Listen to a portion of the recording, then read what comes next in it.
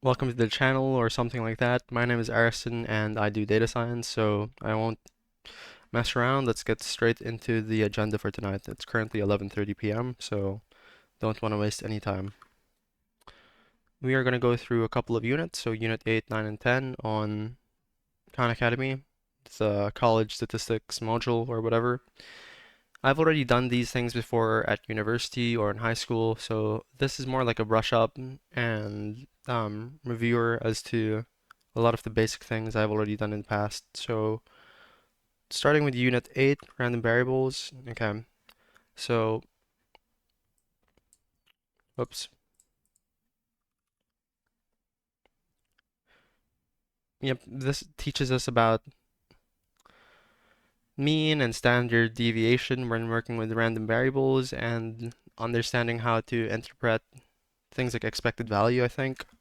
Um, Talks about binomial and geometric distributions and teaching us how to describe real world scenarios where we have probability distributions and random variables, such as like defects in a manufacturing line or success rates in medical treatment.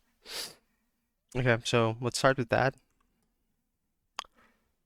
Um, Unit 8. So we've already started this before, but it's been a while since our last video, so we'll go ahead and get started here.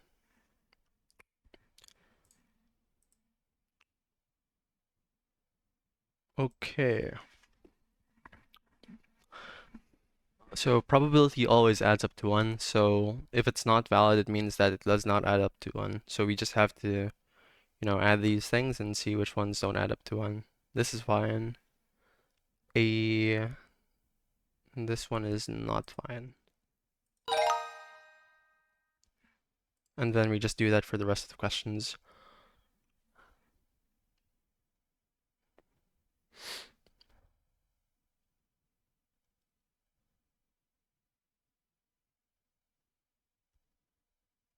Oh, yeah, X, okay.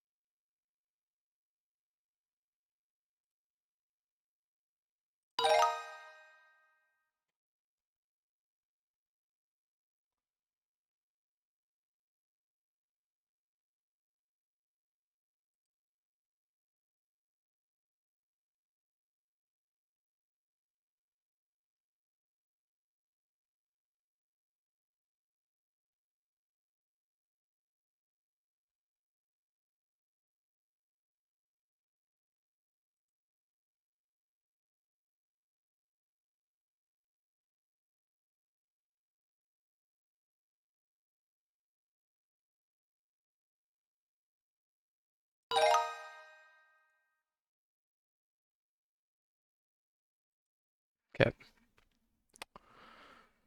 Okay. Let the random variable. Okay, so this is discrete random variables. And discrete just means you're able to count it and represent it as whole numbers. So, yep, fair enough. So there's either 0, 1, 2, or 3 heads. Let me just add probabilities. So it's greater than 3. Less than 3? Yep.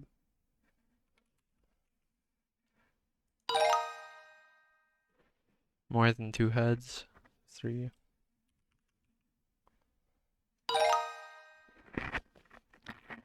X is greater than or equal to 2.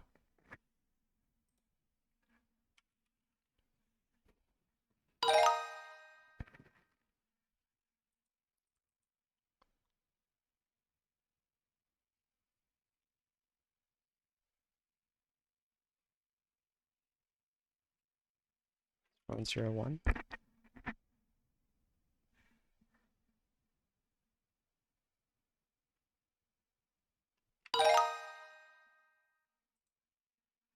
Oops.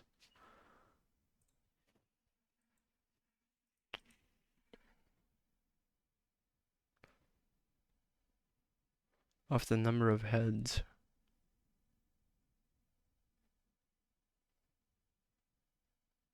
Alright. Okay.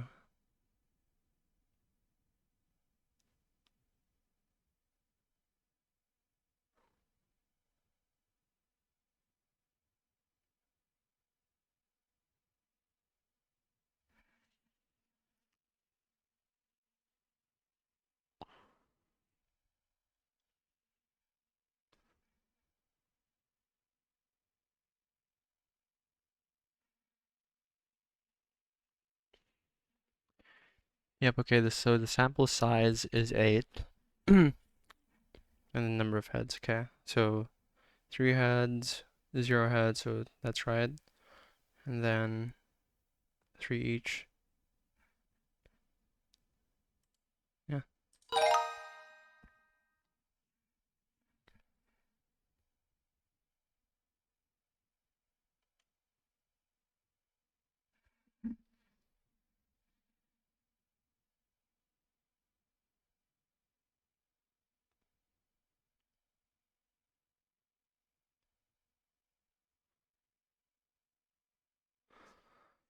The number of heads among the 4 coins, okay. 0, 1, 2, 3, 4. 0, 1, 2, 3, 4. Yeah, okay. So there's 1 and 5.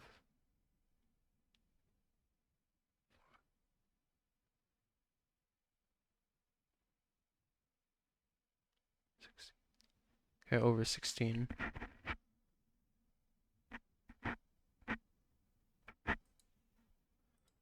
4 over 16 is 1 over 4. Sounds right.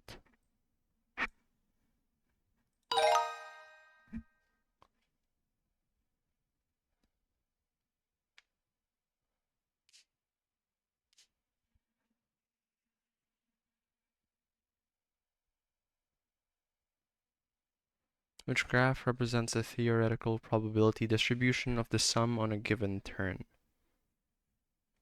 Kind of confused. Should only go up to 6. It's 3 and 3, right? Let x represent the number of objects dropped by the pair of enemies. Which table represents theoretical probability? Wait, hold on. Okay, so this is theoretical.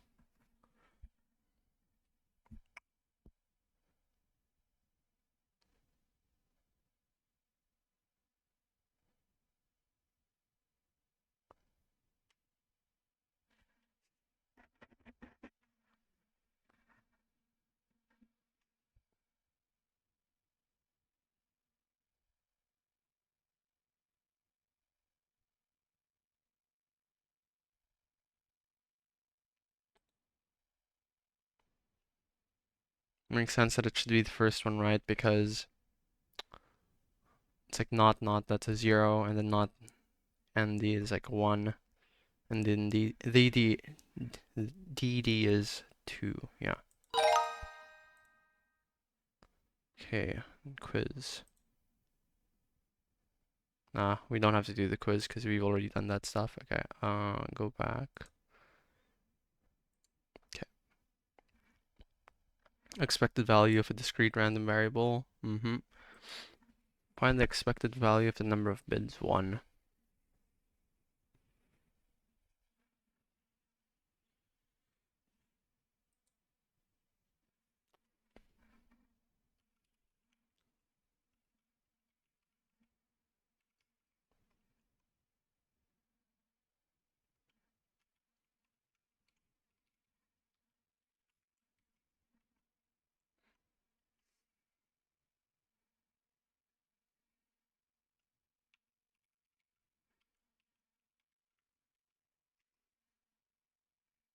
Eh, what?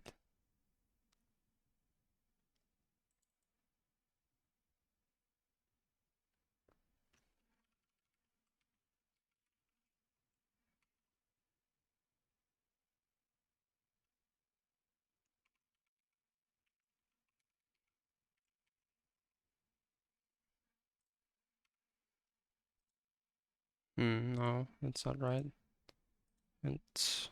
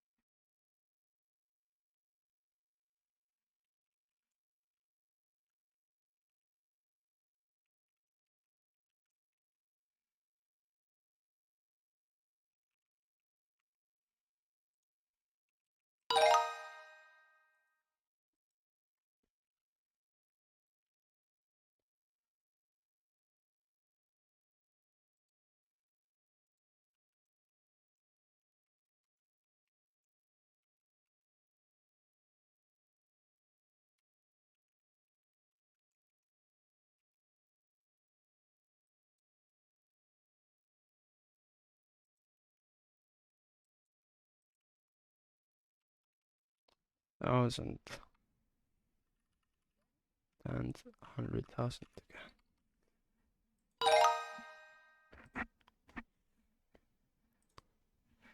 Okay, mean of x.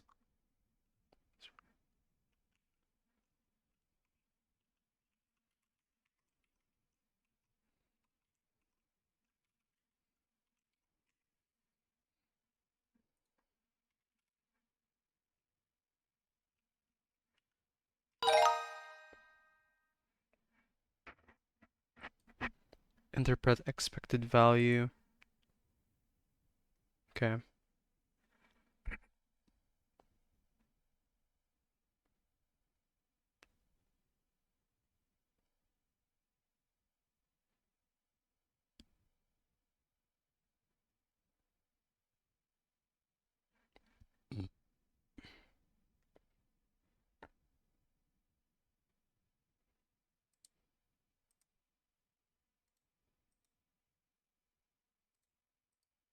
Hmm? Interesting.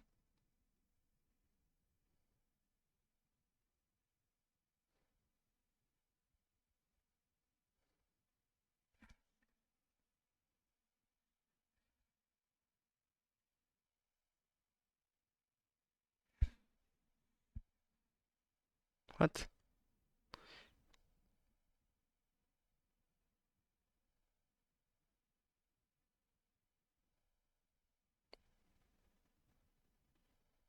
Oh, total, not an average. Okay.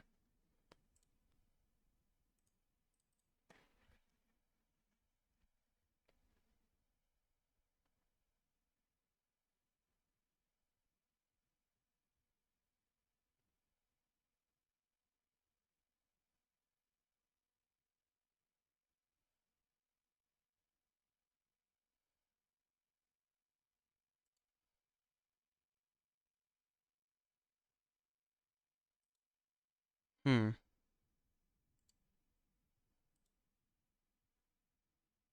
Ah, yeah, that makes sense. Okay.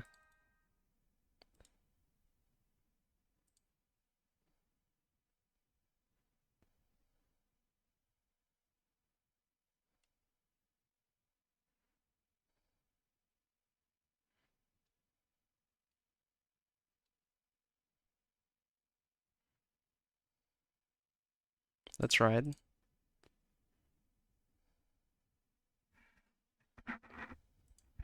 Only the. Mm-hmm.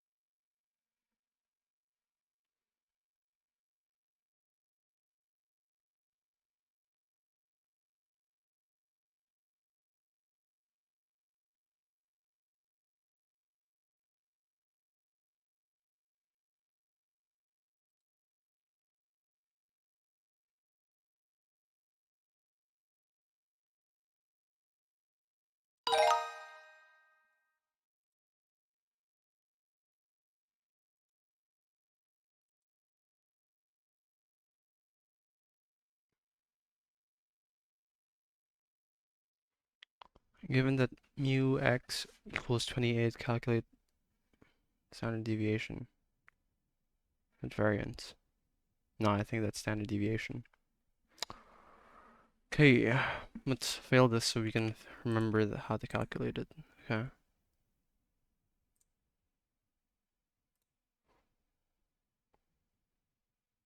Squared plus, okay. So it's the error squared times the probability plus, okay.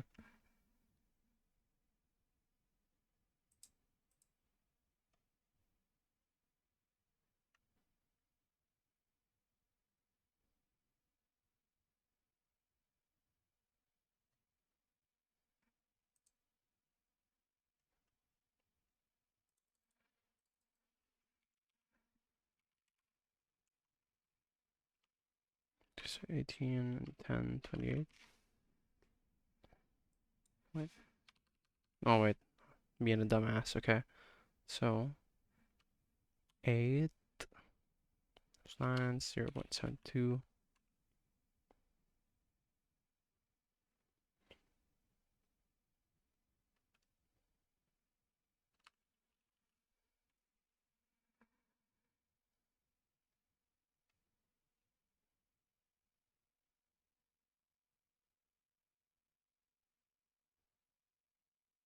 Oh, the squared. Okay, I'm missing that.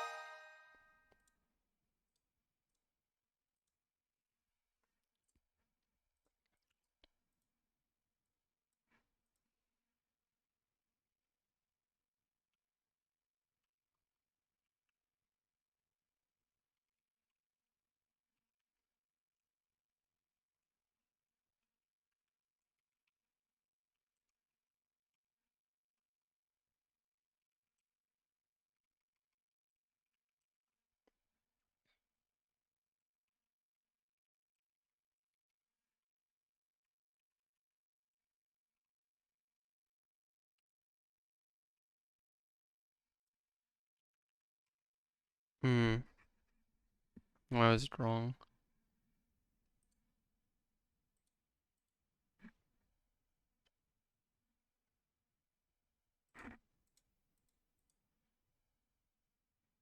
Minus 1.6.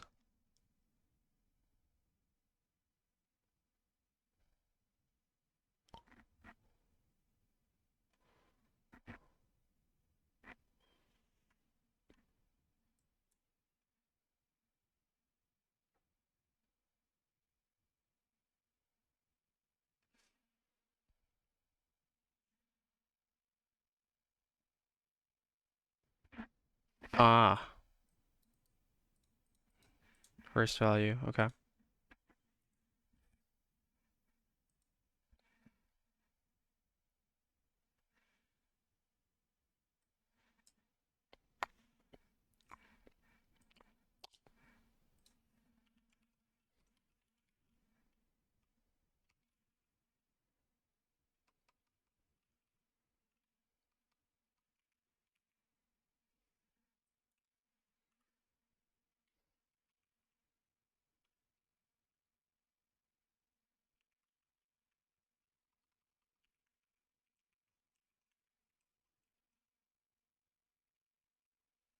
This is our first value.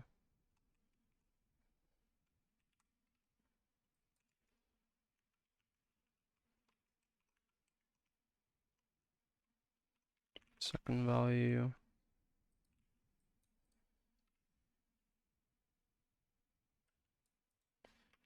Yep, that's fine.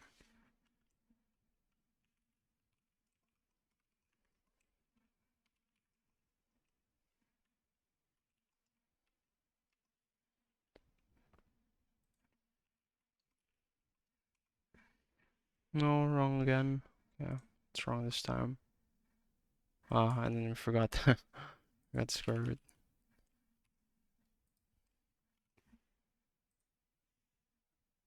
No, that's not even it. Okay, that. What?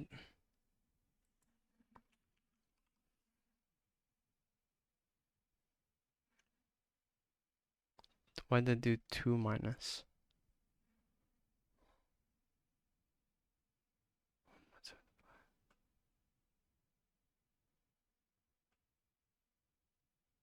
Ah, minus the wrong thing.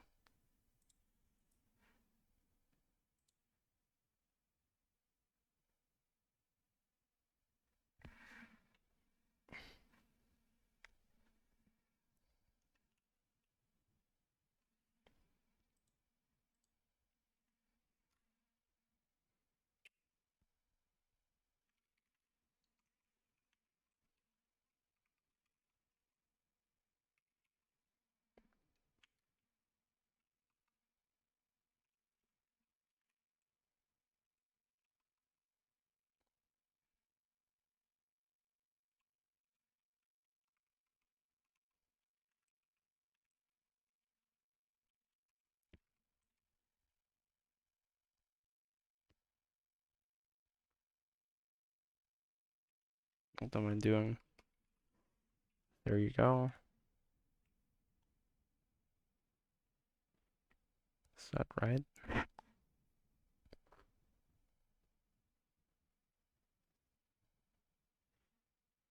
Ah, redo this whole thing again. Okay. 28, 0.9. Its first value is fine. Why is it negative?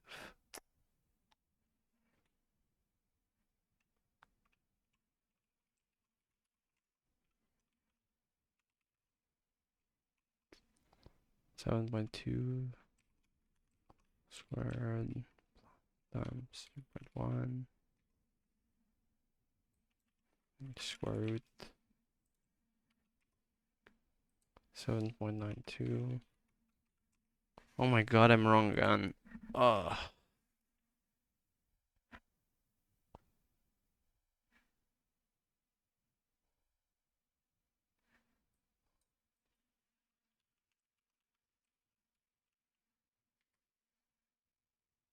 518.4.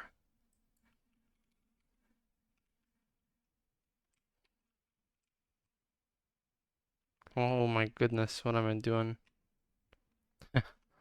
No.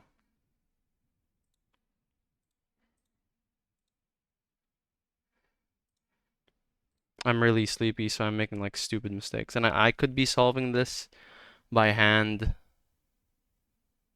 Probably makes more sense, but I'm kind of lazy. If I get this wrong again, I might just continue the video in the morning because I'm super sleepy. Doesn't really change the viewer experience anyways.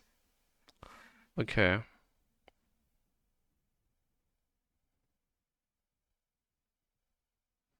I'm so sleepy though. Okay.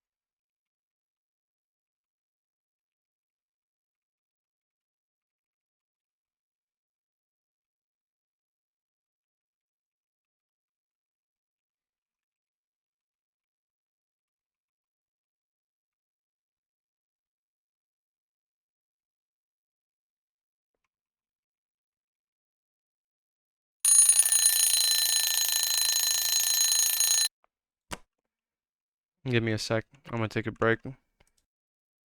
Okay, and we're back.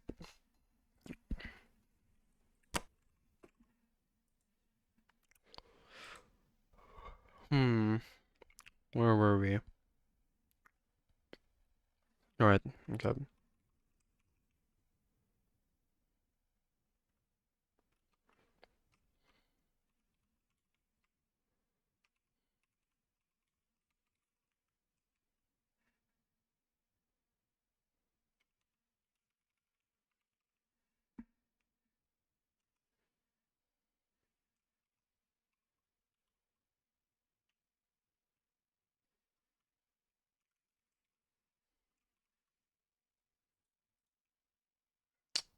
Why would it do that?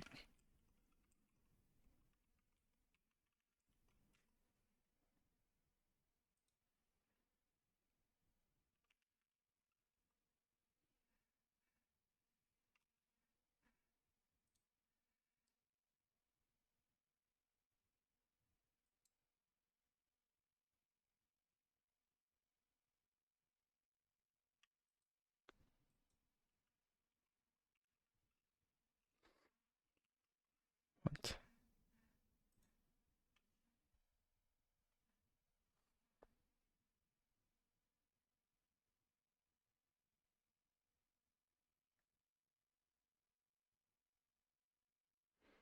99? Hmm.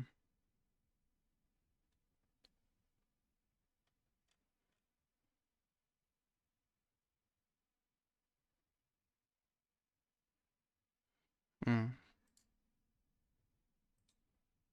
Okay.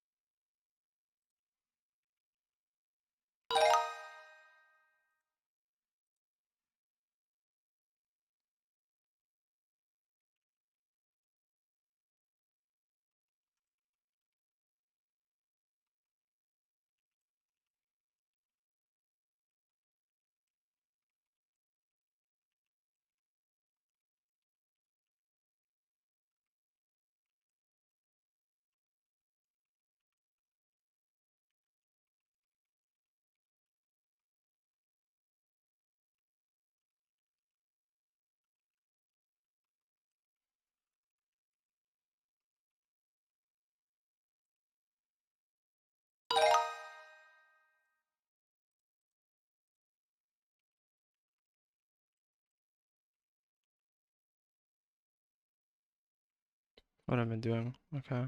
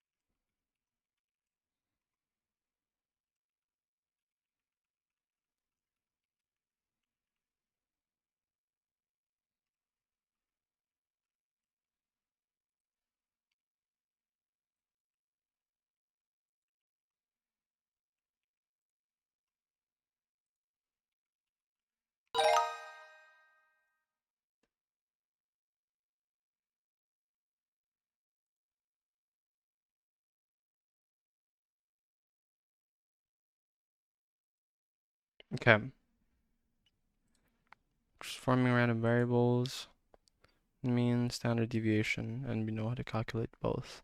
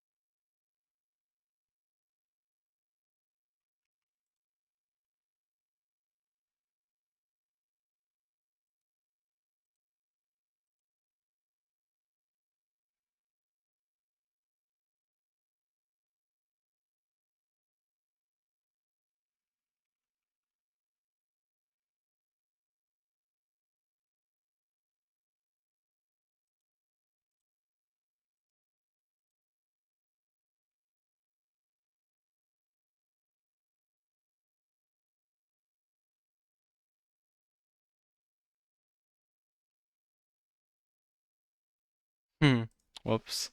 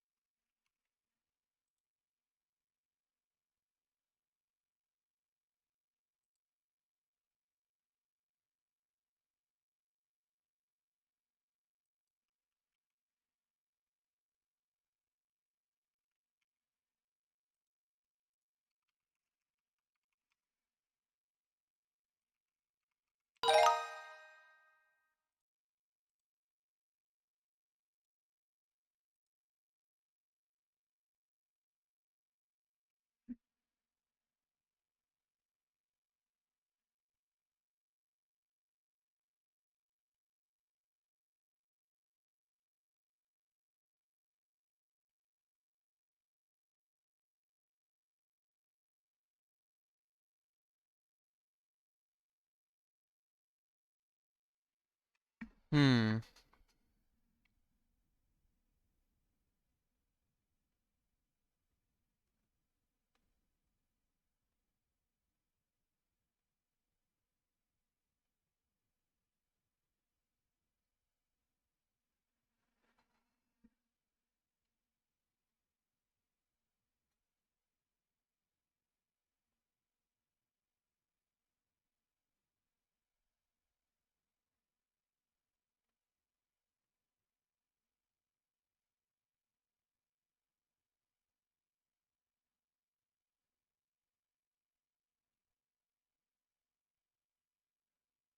Hmm. Yeah, okay.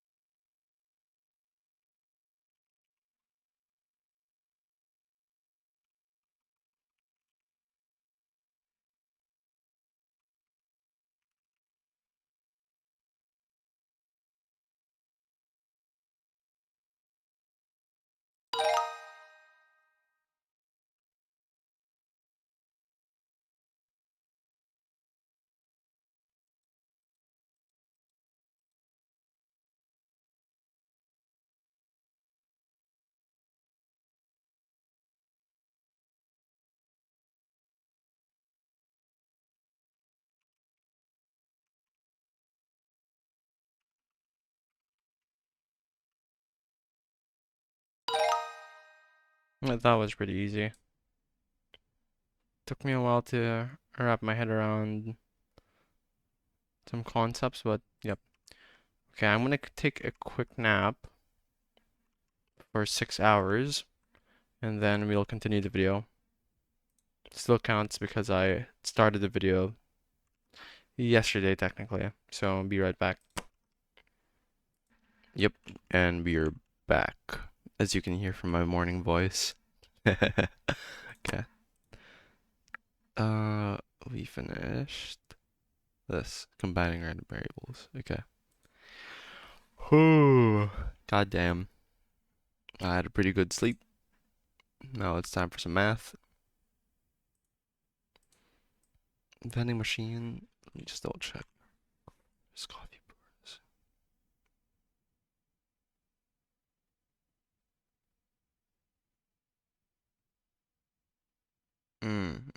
Yes, okay.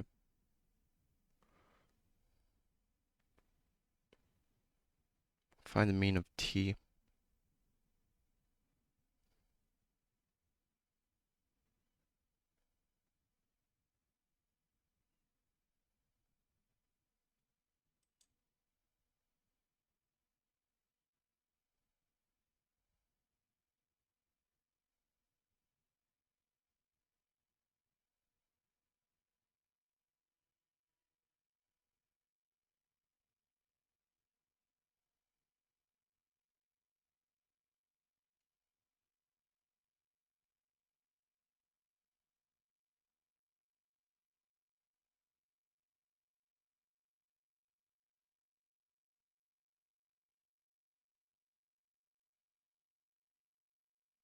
Okay, fail fast, fail hard, fail fast.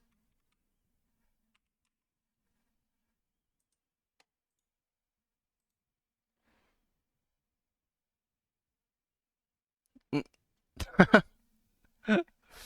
Oh my goodness, okay. Yeah, sure.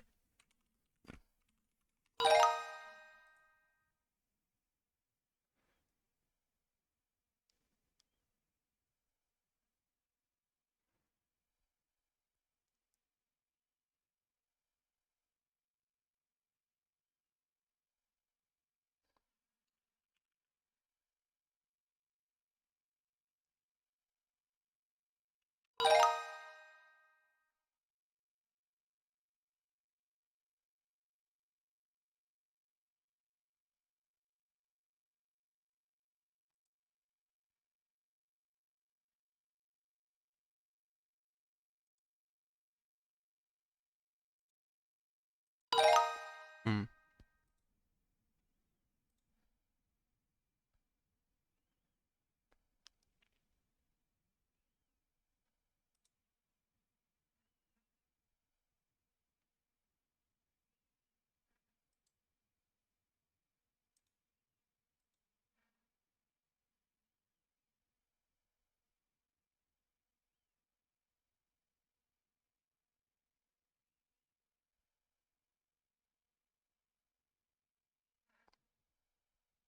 Hmm.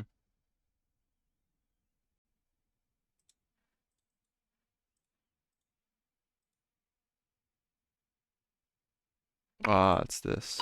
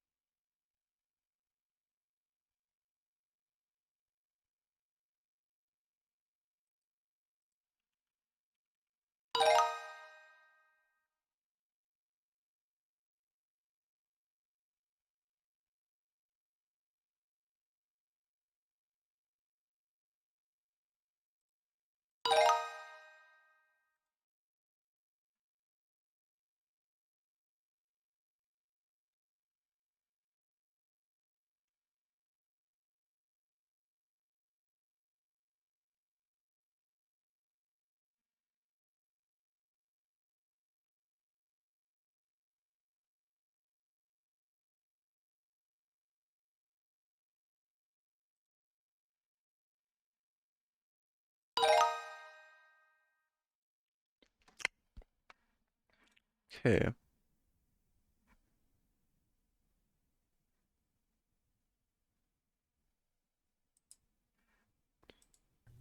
Shinji commutes to work and he worries about running out of fuel. Shinji commutes to work and he worries about running out of fuel. The amount of fuel he uses follows a normal distribution for each part of his commute, but the amount of fuel he uses on the way home varies more. The amounts of fuel he uses for each part of the commute are also independent of each other. Here are summary statistics for the amount of fuel Shinji uses for each part of his commute. So when he goes to work, he uses a mean of 10 liters of fuel with a standard deviation of 1.5 liters. And on the way home, he also has a mean of 10 liters, but there is more variation. There's more spread. He has a standard deviation of 2 liters. Suppose that Shinji has 25 liters of fuel in his tank, and he intends to drive to work and back home. What is the probability that Shinji runs out of fuel? All right, this is really interesting. We have the distributions for the amount of fuel he uses to work and to home, and they say that these are normal distributions. They say that right over here, follows a normal distribution. Yep. But here we're talking about the total amount of fuel he has to go to work and to go home. So what we want to do is come up with a total distribution, home and back, I guess you could say. We could call this work plus home. Home and back. If you have two random variables that can be described by normal distributions, and you were to define a new random variable as their sum, the distribution of that new random variable will still be a normal distribution, and its mean will be the sum of the means of those other random variables. So the mean here, I'll say the mean of work plus home, is going to be equal to 20 liters. He will use a mean of 20 liters in the round trip. Now for the standard deviation from home plus work, you can't just add the standard deviations going and coming back. But because the amount of fuel going to work and the amount of fuel coming home are independent random variables, because they are independent of each other, we can add the variances. And only because they are independent can we add the variances. So what you can say is that the variance of the combined trip is equal to the variance of going to work plus the variance of going home. So what's the variance of going to work? Well, 1.5 squared is, so this will be 1.5 squared. And what's the variance? Let's take the square root of that, which is equal to 2.5 liters. He would need to require more. That might look something like, and use the square root of that, which is equal to 2.5. We can now describe the normal distribution of the round trip and use that to answer the question. So we have this normal distribution that might look something like this. We know its mean is 20 liters. So this is 20 liters. And we want to know what is the probability that Shinji runs out of fuel. Well, to run out of fuel, he would need to require more than 25 liters of fuel. So if 25 liters of fuel is right over here, so this is 25 liters of fuel, the scenario where Shinji runs out of fuel is right over here. This is where he needs more than 25 liters. He actually has 25 liters in his tank. So how do we figure out that area right over there? Well, we could use a z-table. We could say how many standard deviations above the mean is 25 liters? Well, it is 5 liters above the mean. So let me write this down. So the z here, the z is equal to 25 minus the mean, minus 20, divided by the standard deviation for, I guess you could say, this combined normal distribution. This is 2 standard deviations above the mean, or a z-score of plus 2. So if we look at a z-table, and we look exactly 2 standard deviations above the mean, that will give us this area, the cumulative area below 2 standard deviations above the mean. And then if we subtract that from 1, we will get the area that we care about. So let's get our z-table out. We care about a z-score of exactly 2. So 2.00 is right over here, 0.9772. So that tells us that this area right over here is 0.9772. And so that blue area, the probability that Shinji runs out of fuel is going to be 1 minus 0.9772. And what is that going to be equal to? Let's see, this is going to be equal to 0.02. Okay. Let's see another example. Suppose that men have a mean height of 178 centimeters with a standard deviation of 8 centimeters. Women have a mean height of 170 centimeters with a standard deviation of 6 centimeters. The male and female heights are each normally distributed. We independently randomly select a man and a woman. What is the probability that the woman is taller than the man? So I encourage you to pause this video and think through it, and I'll give you a hint. Okay. Normal distribution, we have 2 random variables that are independent. We've been given a mean for both and a standard deviation for both.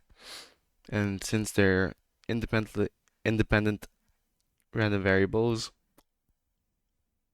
we can add them. And then we would create a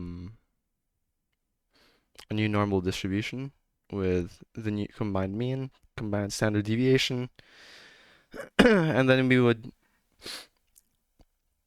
look for the area in which, this is difference actually, hold on.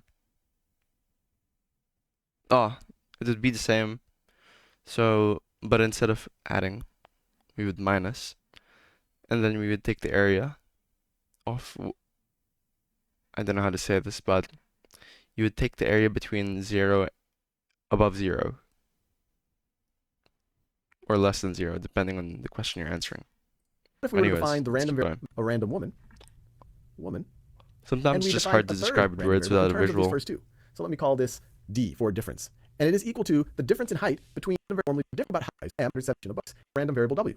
The random variable w, or one standard deviation of the random, so it's going to be equal to both of these meters, equal to 8 random variables, assuming that these two are independent variables. If you take the sum or the difference of these, then the spread will increase. But you won't just add the standard deviations. What you would actually do is say the variance of the difference is going to be the sum of these two variances. So let me write that down. So I could write variance with VAR squared, variable w. Truly, this out is going to be we can actually answer this question. What is the probability that the woman is taller than the man? Well, we can rewrite that question as saying, what is the probability that the random variable d is, what conditions would it be? Pause the video and think about it.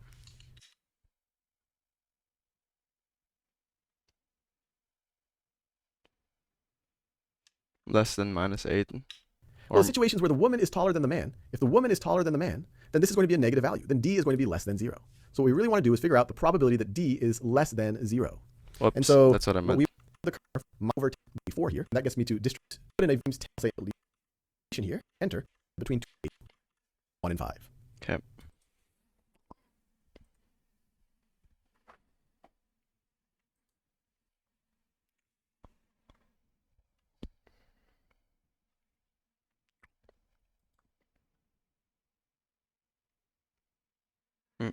Oh, I can't draw. Okay.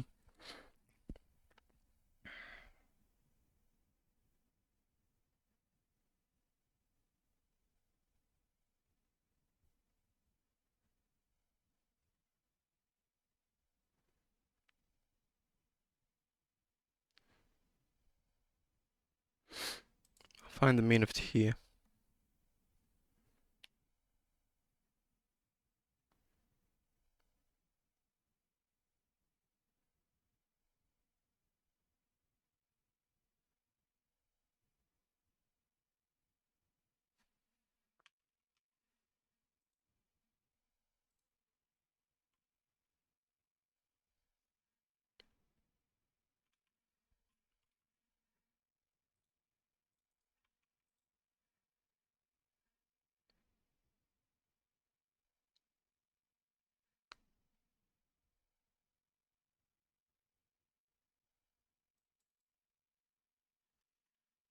Hmm?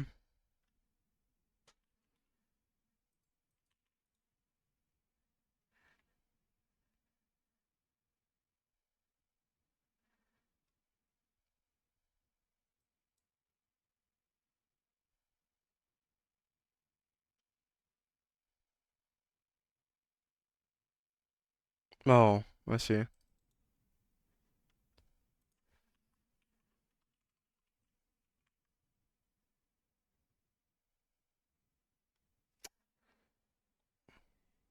Hold on. It's 25.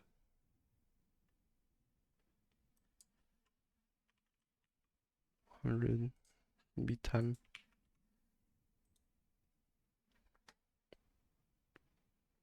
Normal.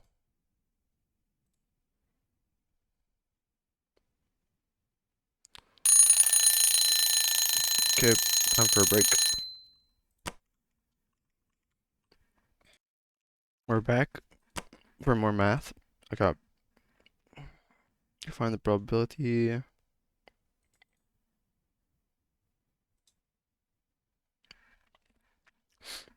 Okay.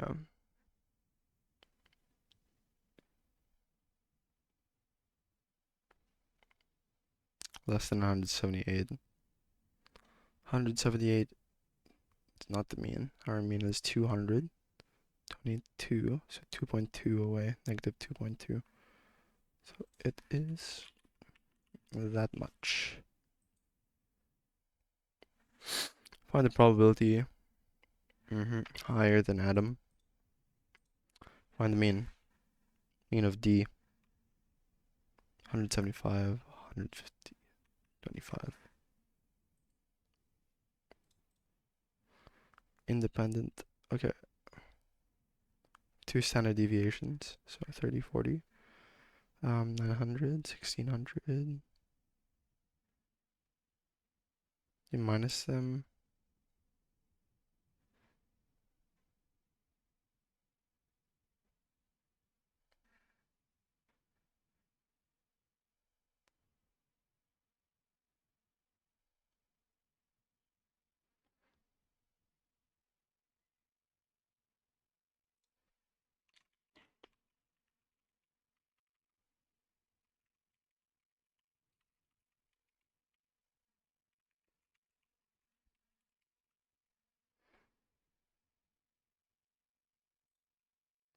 Don't think this is right. No.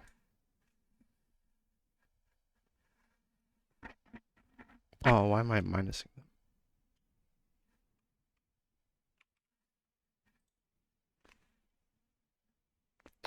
What shape does the distribution D have?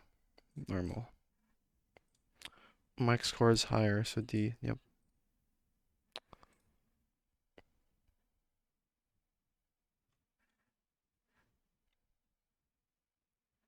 0.5 to the left.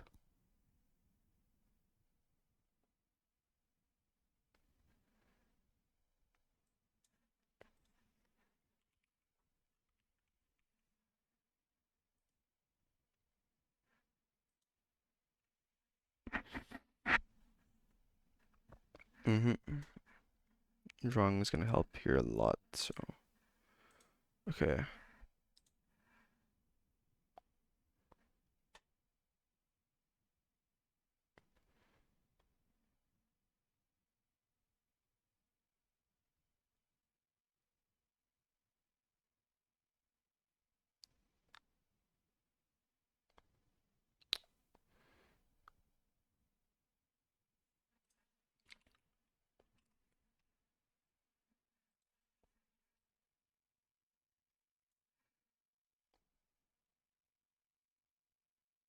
Candle stand. Okay. Let's just call it mu1, mu2.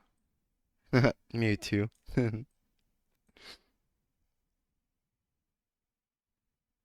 And then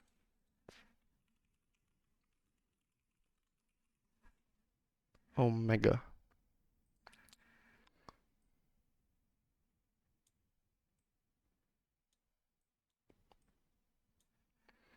Beautiful.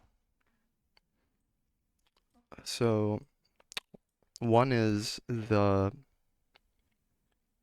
candle, and then two is the candle stand. So 500 grams for the candle. It's really ugly. 15 grams.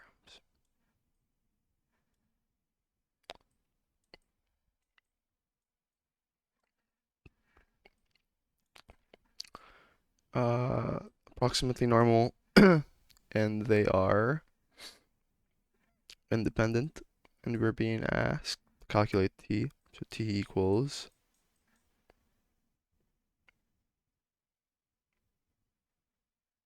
um better yet, it's better to call it like this: mu t and omega squared t.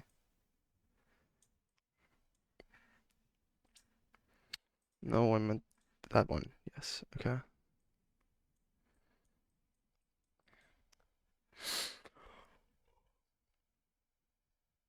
We're just doing this step by step, just at least for the first question, just so we really understand each step. And then from here we go 500 plus 200.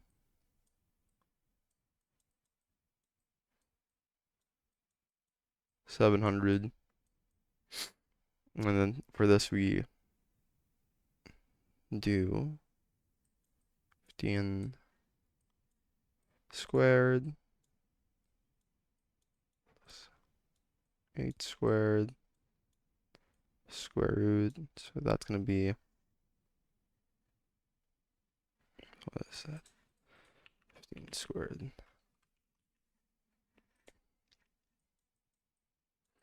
5 plus 64.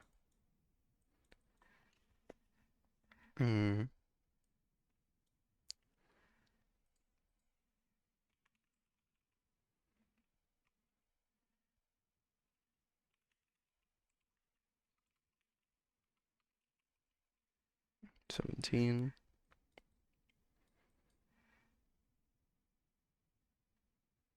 Yep, okay, so just like that. So our distribution would look something like this.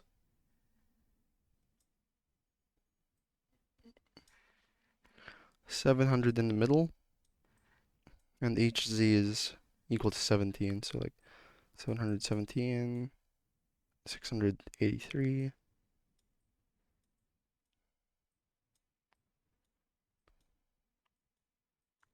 etc. We're being asked to look for the probability where t is greater than 17. So that's just z-score 1 to the right. So should know this off the top of my head, but I don't. So we'll look for a table. Z-score.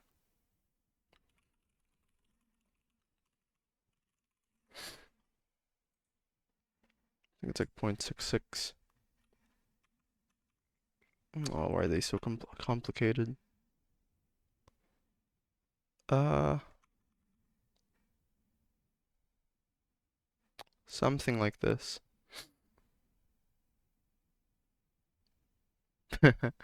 Okay, 50 plus 34, 84. So 16%.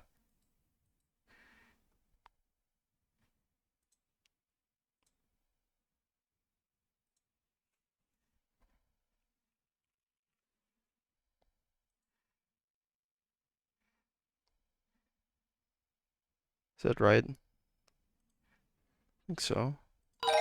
Yep. Then we can do this faster. Okay, D is the difference between two scores.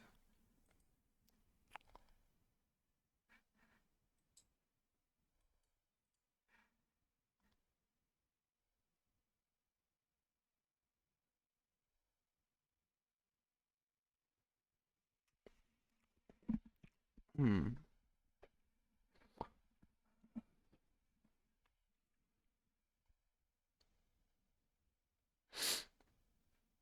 Okay, so D is the difference.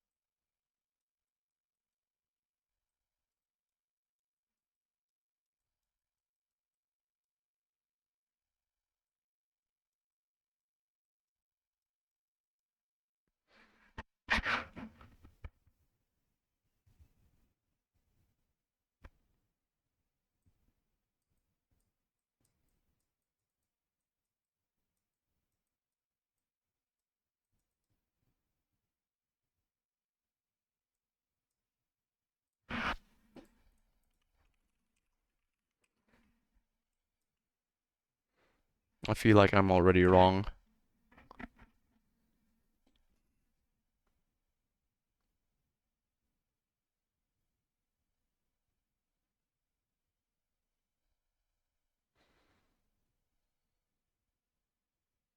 No, let's keep going. 12 point.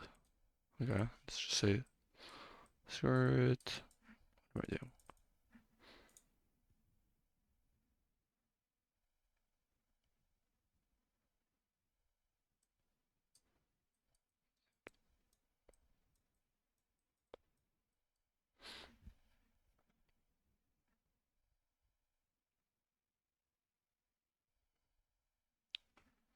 Are within 10 points of each other. So the difference. Okay.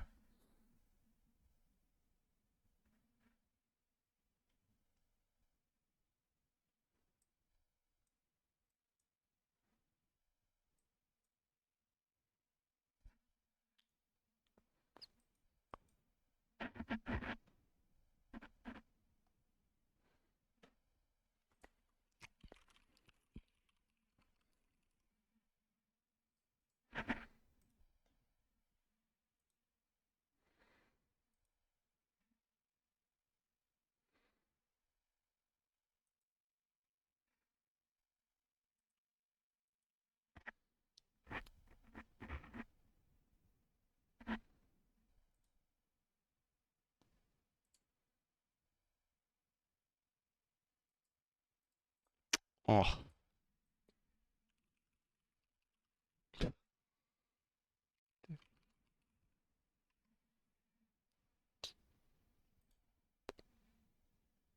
Trying to think if this is the one.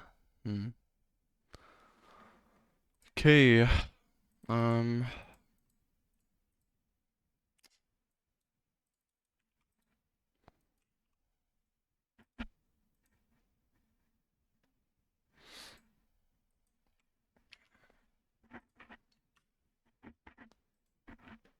kind of just want to fail this, to be honest. Having one of those mind block questions. Okay, whatever.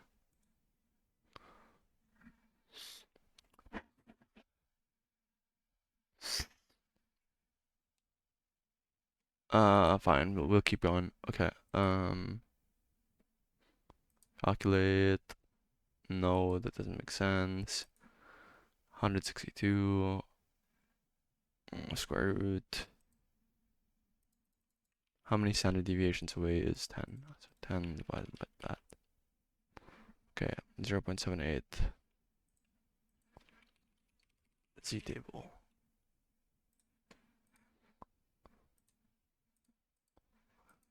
Hey, where'd my what? Oh yeah, okay. 0.78. No.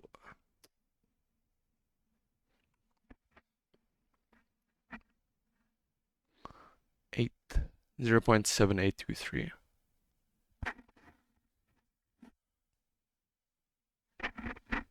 It's less than that.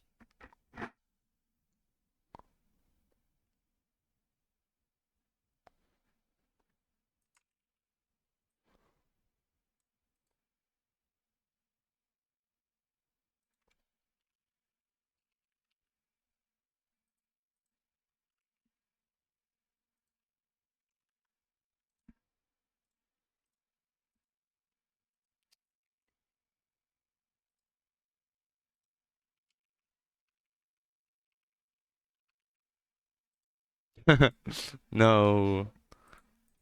Oh my god, I was right. Oh my god. That's kind of what I was initially gonna do, but yeah, okay. Ah, so I was right. No. No. Oh well. Yeah, that's fine. Give me a sec. I need to use the bathroom. Okay, we're back from my potty break. Okay, let's analyze. I don't usually do this, but where did I go wrong? Okay, so reading the solution, just like a math book.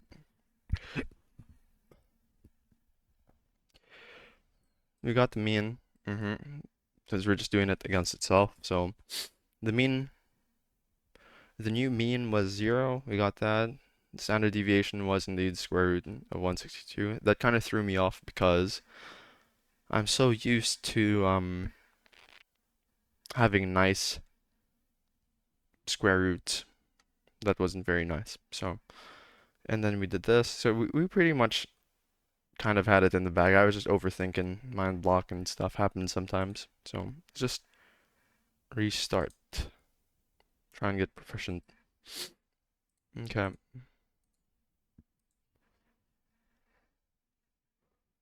Packages of 4. Can we do highlighter? Color.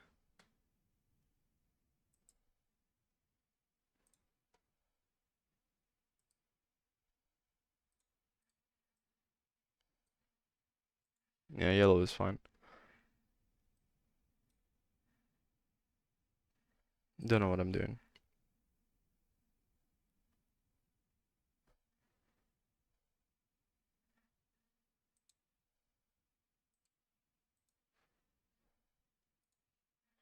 Okay, so each individual apple has this mean and this standard deviation. So we would just 175 times 4. That is 350.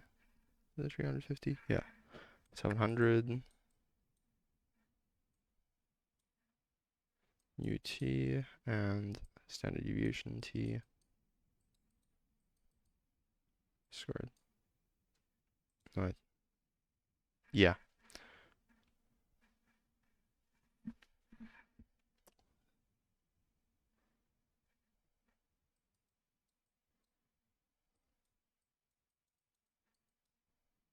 like that, like that.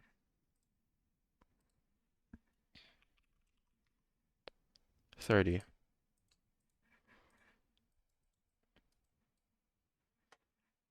Okay, so it's gonna look like this. I feel like it's kind of hard to read. Let's go back to black. Gonna look like this.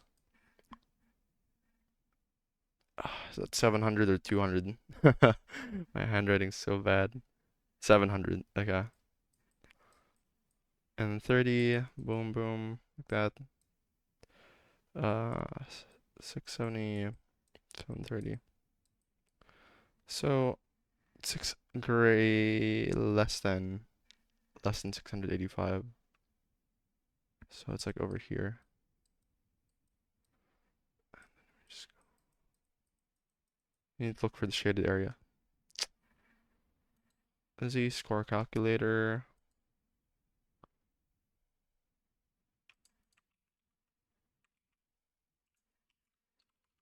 Normal distribution calculator. I think this is the good one. Yeah. Below. Standard deviation 30. 700. Below. Negative 0.5.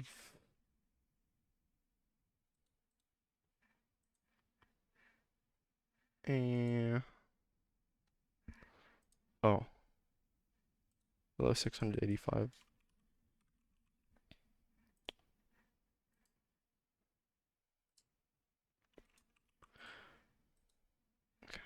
0.31.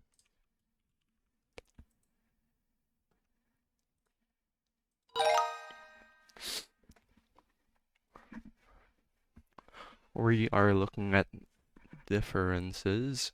So, find the probability that Angelita's score is higher than Cynthia's. Okay.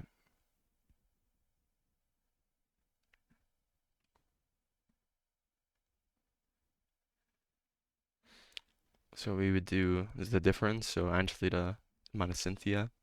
We would go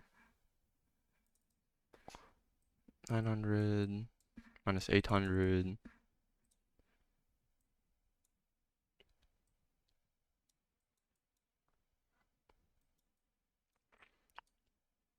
Then standard deviation would be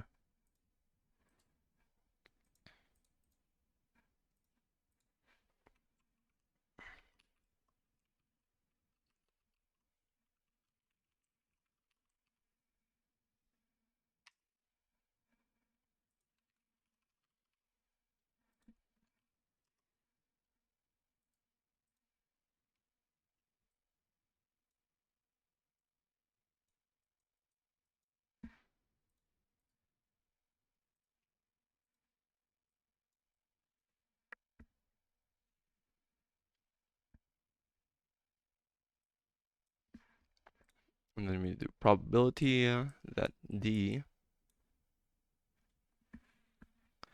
is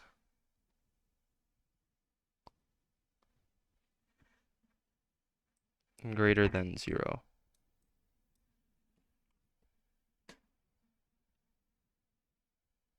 Sounds good to me. I got 100, 120 above 0. Okay. 0.8.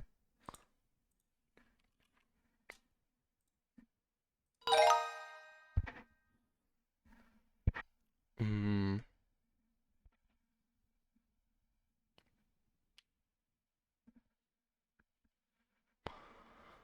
amount of flakes. Okay, so we got raisins, we got flakes. So again, we got two means, two standard deviations, and we are going to combine these two normal random variables to create a new normal distribution, and then we're just answering some basic things about the normal distribution. So t is less than 575. Yep. We can even like start with that. So we have to find this. We have to find this. Okay. And this is addition because total amount. So 540.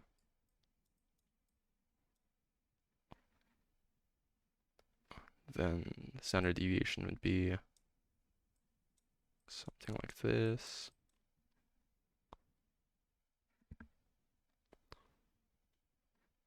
Right, 24 squared.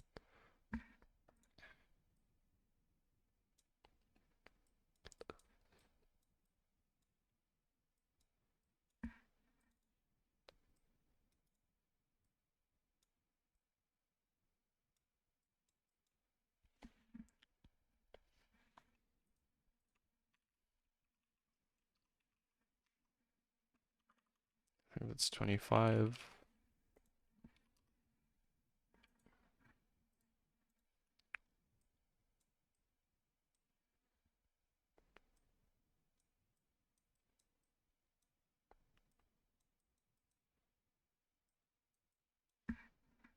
No, I don't know why I'm saying Z. Anyways, go here, less than.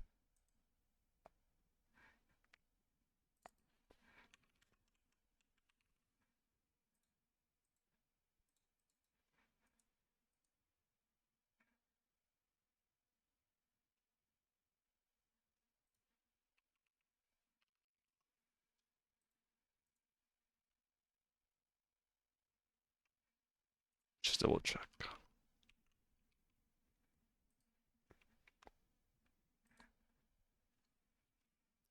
0.92.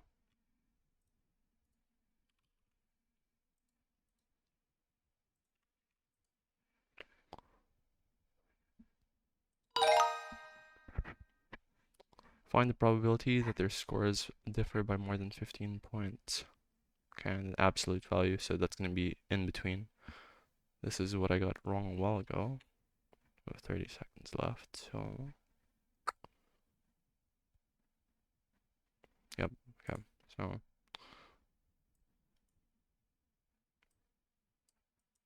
Equals 0 because we're using the same distribution twice, and then this will be d equals square root of 81 plus 81, 162. Yep, okay, time for a break. And we're back. Okay. Yes, so I did that. Now we just need to create the normal distribution, something like that, just to make sure we are on the right page. Yeah, that's pretty much it. And then we just need to find the area between minus 15 and positive 15. So something like this. Okay, let's plug that in.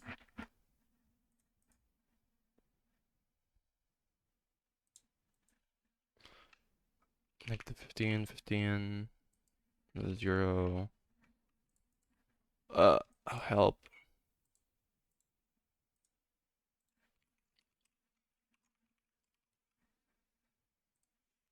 Okay. Hey, what? Yeah, sure.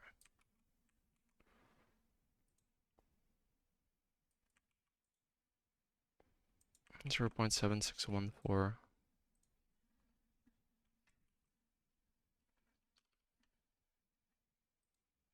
Oh, really? 15. Hmm. Okay, let's see where we went wrong.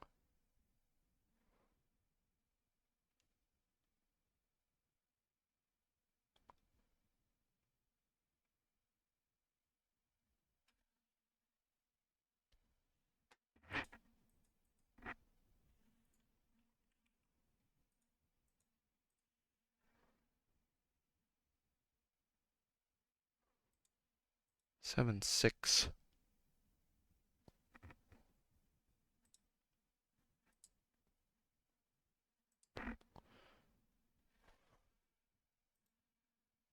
What? Wait, what's the standard deviation?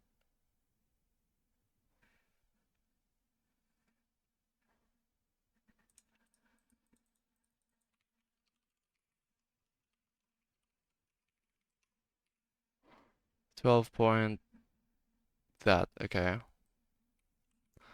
Uh, this is standard deviation. How is it wrong?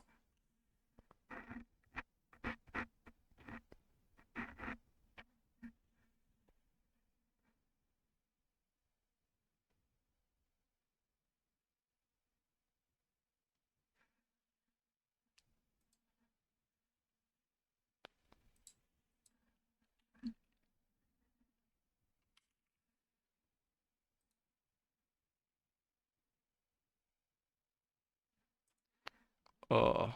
It's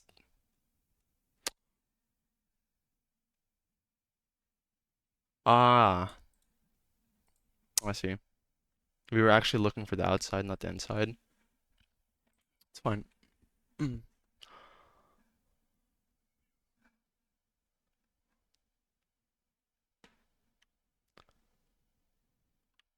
Okay, flakes, raisins, and flakes.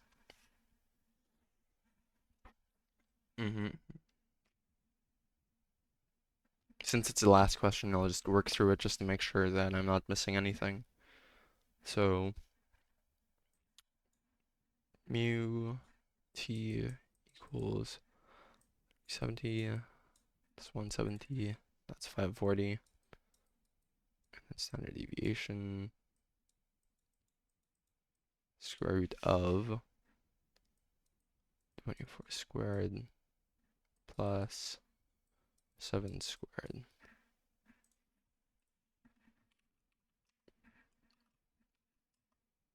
And that's 25.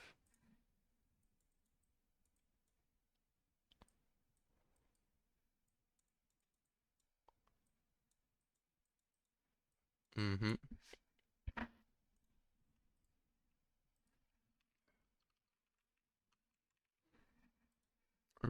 We're being asked to look for t greater than 515. Sounds about right. Okay.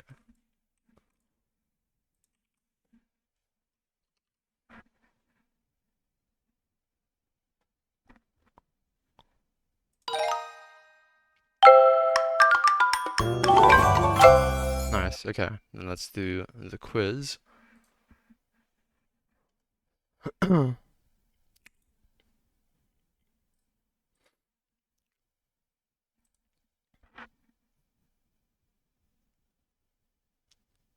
the mean.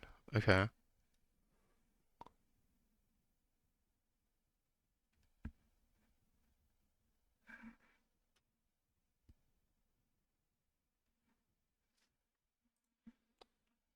It'd just be 10 plus 10 plus 10. So that'd be 30 seconds.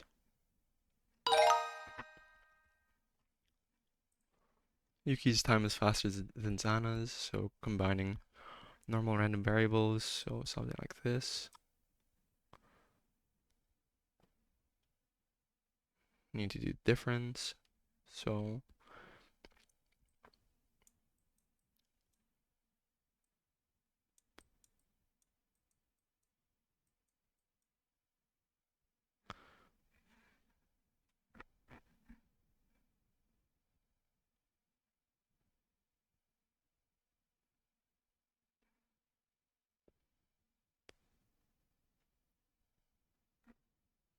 faster means less than.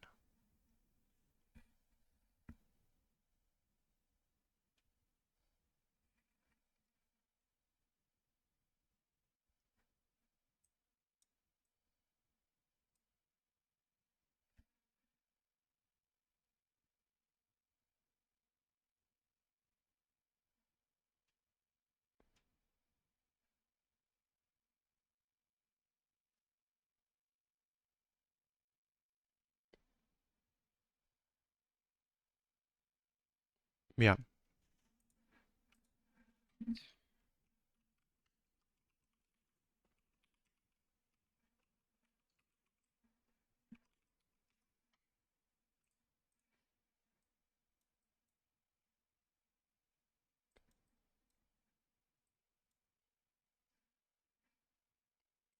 where D is less than 0.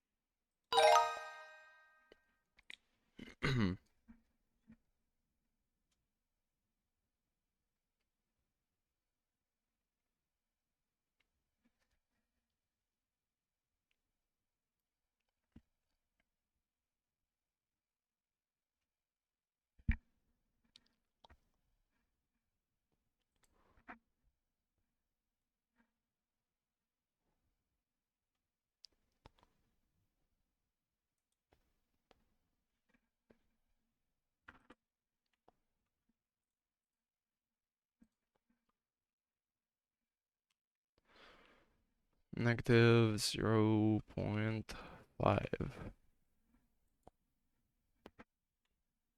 Does the standard deviation go up?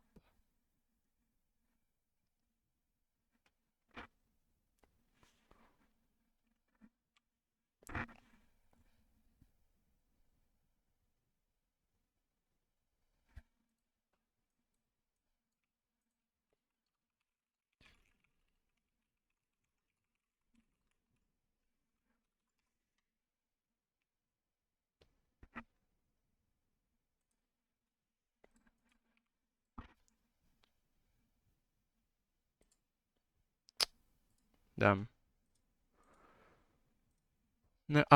Why did I do negative 0.5? Dumb question.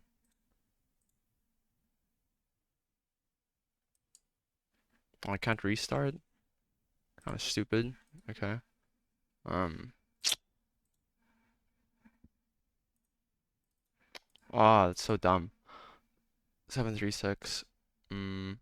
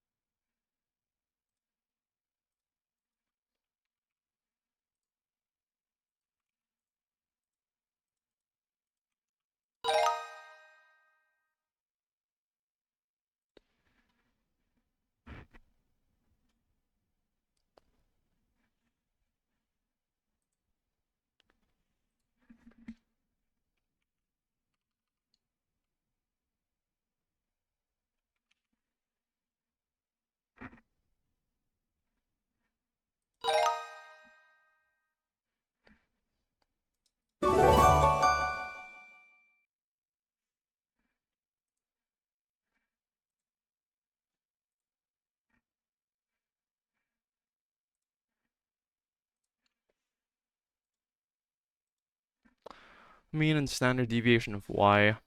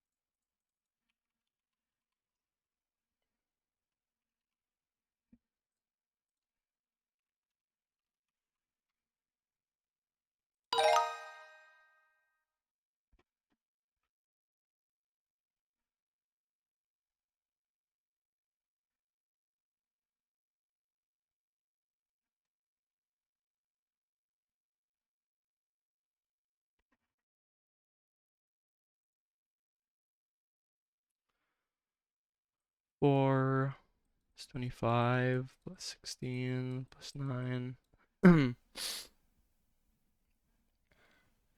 54. Towards 54.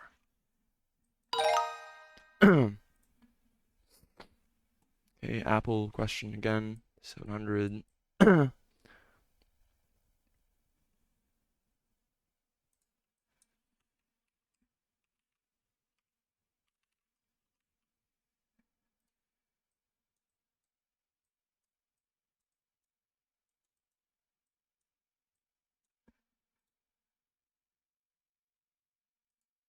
I think this is the exact same. Okay. Is more than. Okay, that's fine.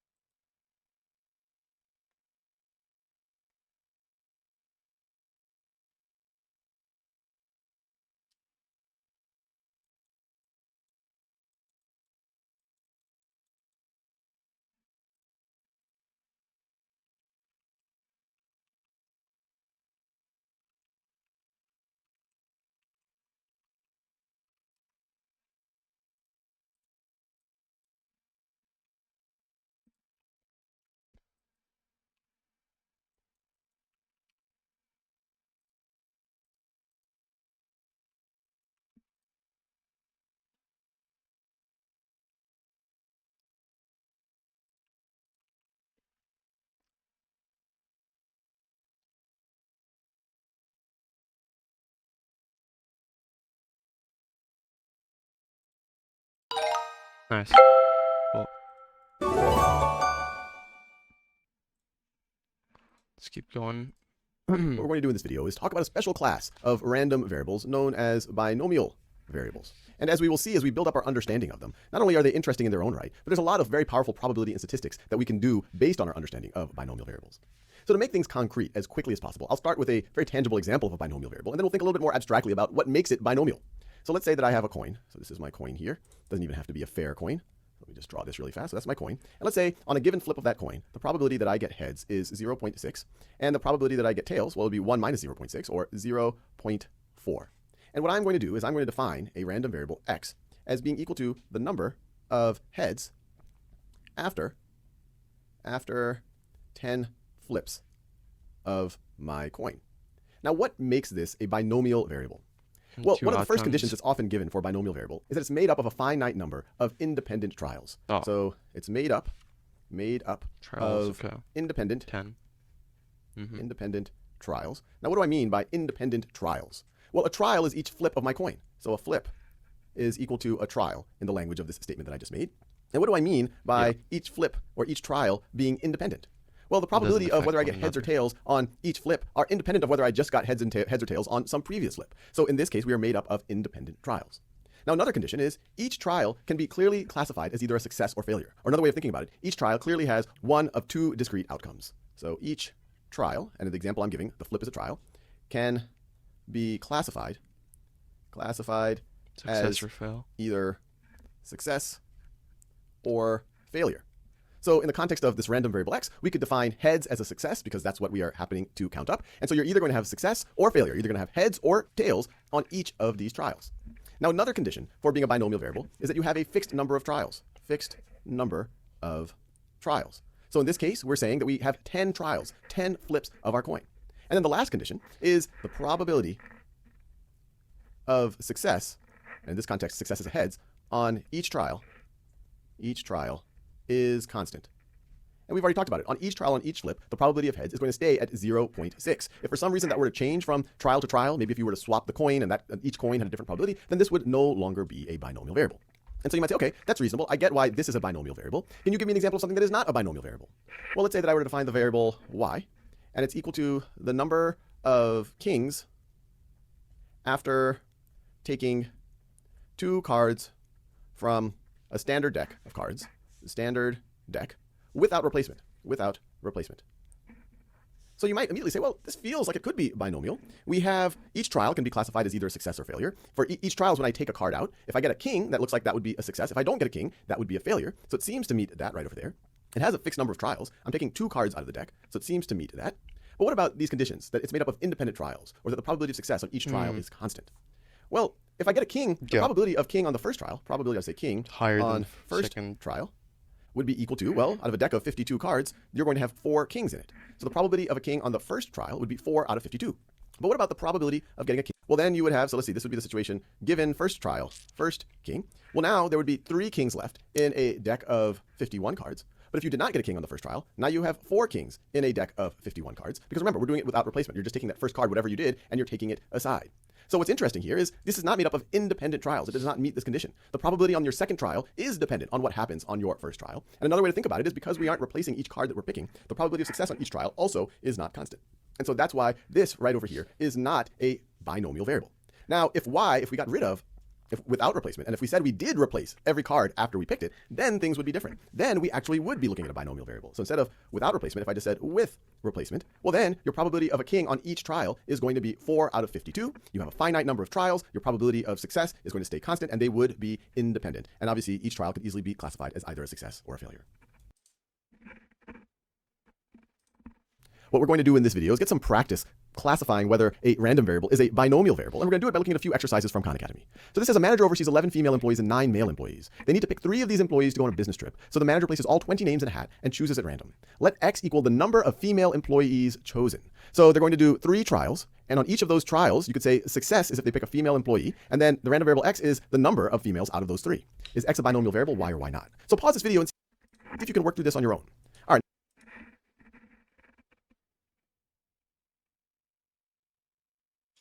It's not, because once you pick, after the first or the second names have been chosen, you reduce the sample size and you change the number of options.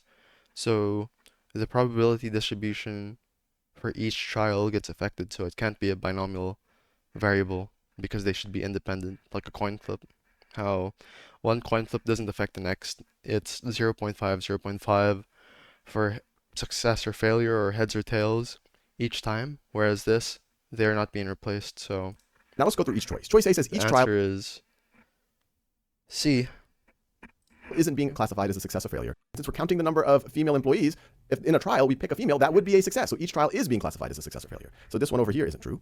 There's no fixed number of trials, so X is not a binomial variable. There is a fixed number of trials. They're doing 3 trials.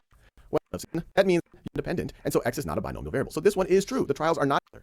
And so we'd rule this last one out because this last one says that example variable is an individual variable here. And so once again, pause the video and look at each of these scenarios for random different. Let's do another example. So here we have different scenarios, and I have the conditions for a binomial variable written right over here. And so once again, pause the video and look at each. The first one is not. The second one is.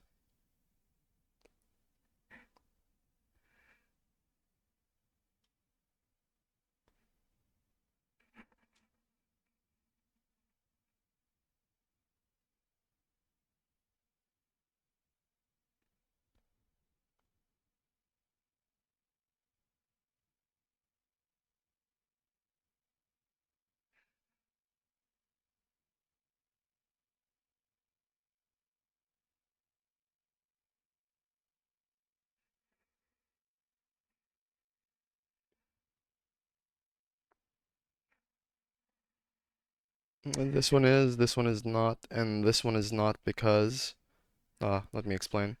So the first one, they aren't independent trials, and then the second one is because it meets everything. So success or failure, the plant died or plant lived. Each trial is independent. It says so here. The plants live independently of each other. And then there's a fixed number of trials, so there are 16 plants to look at. And the probability it's related to the first, second point. So they're independent. So all of them have 60% chance of living or dying or living. And then the third one is not, because it doesn't have a fixed number of trials. It just says keep rolling until you've hit a certain until you succeed. To these scenarios, so not they would be there's an effect. The probability which is not this violates the,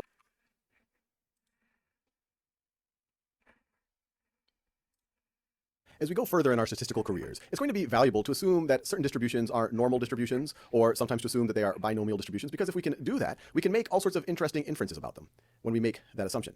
But one of the key things about normal distributions or binomial distributions is we assume that they're the sum,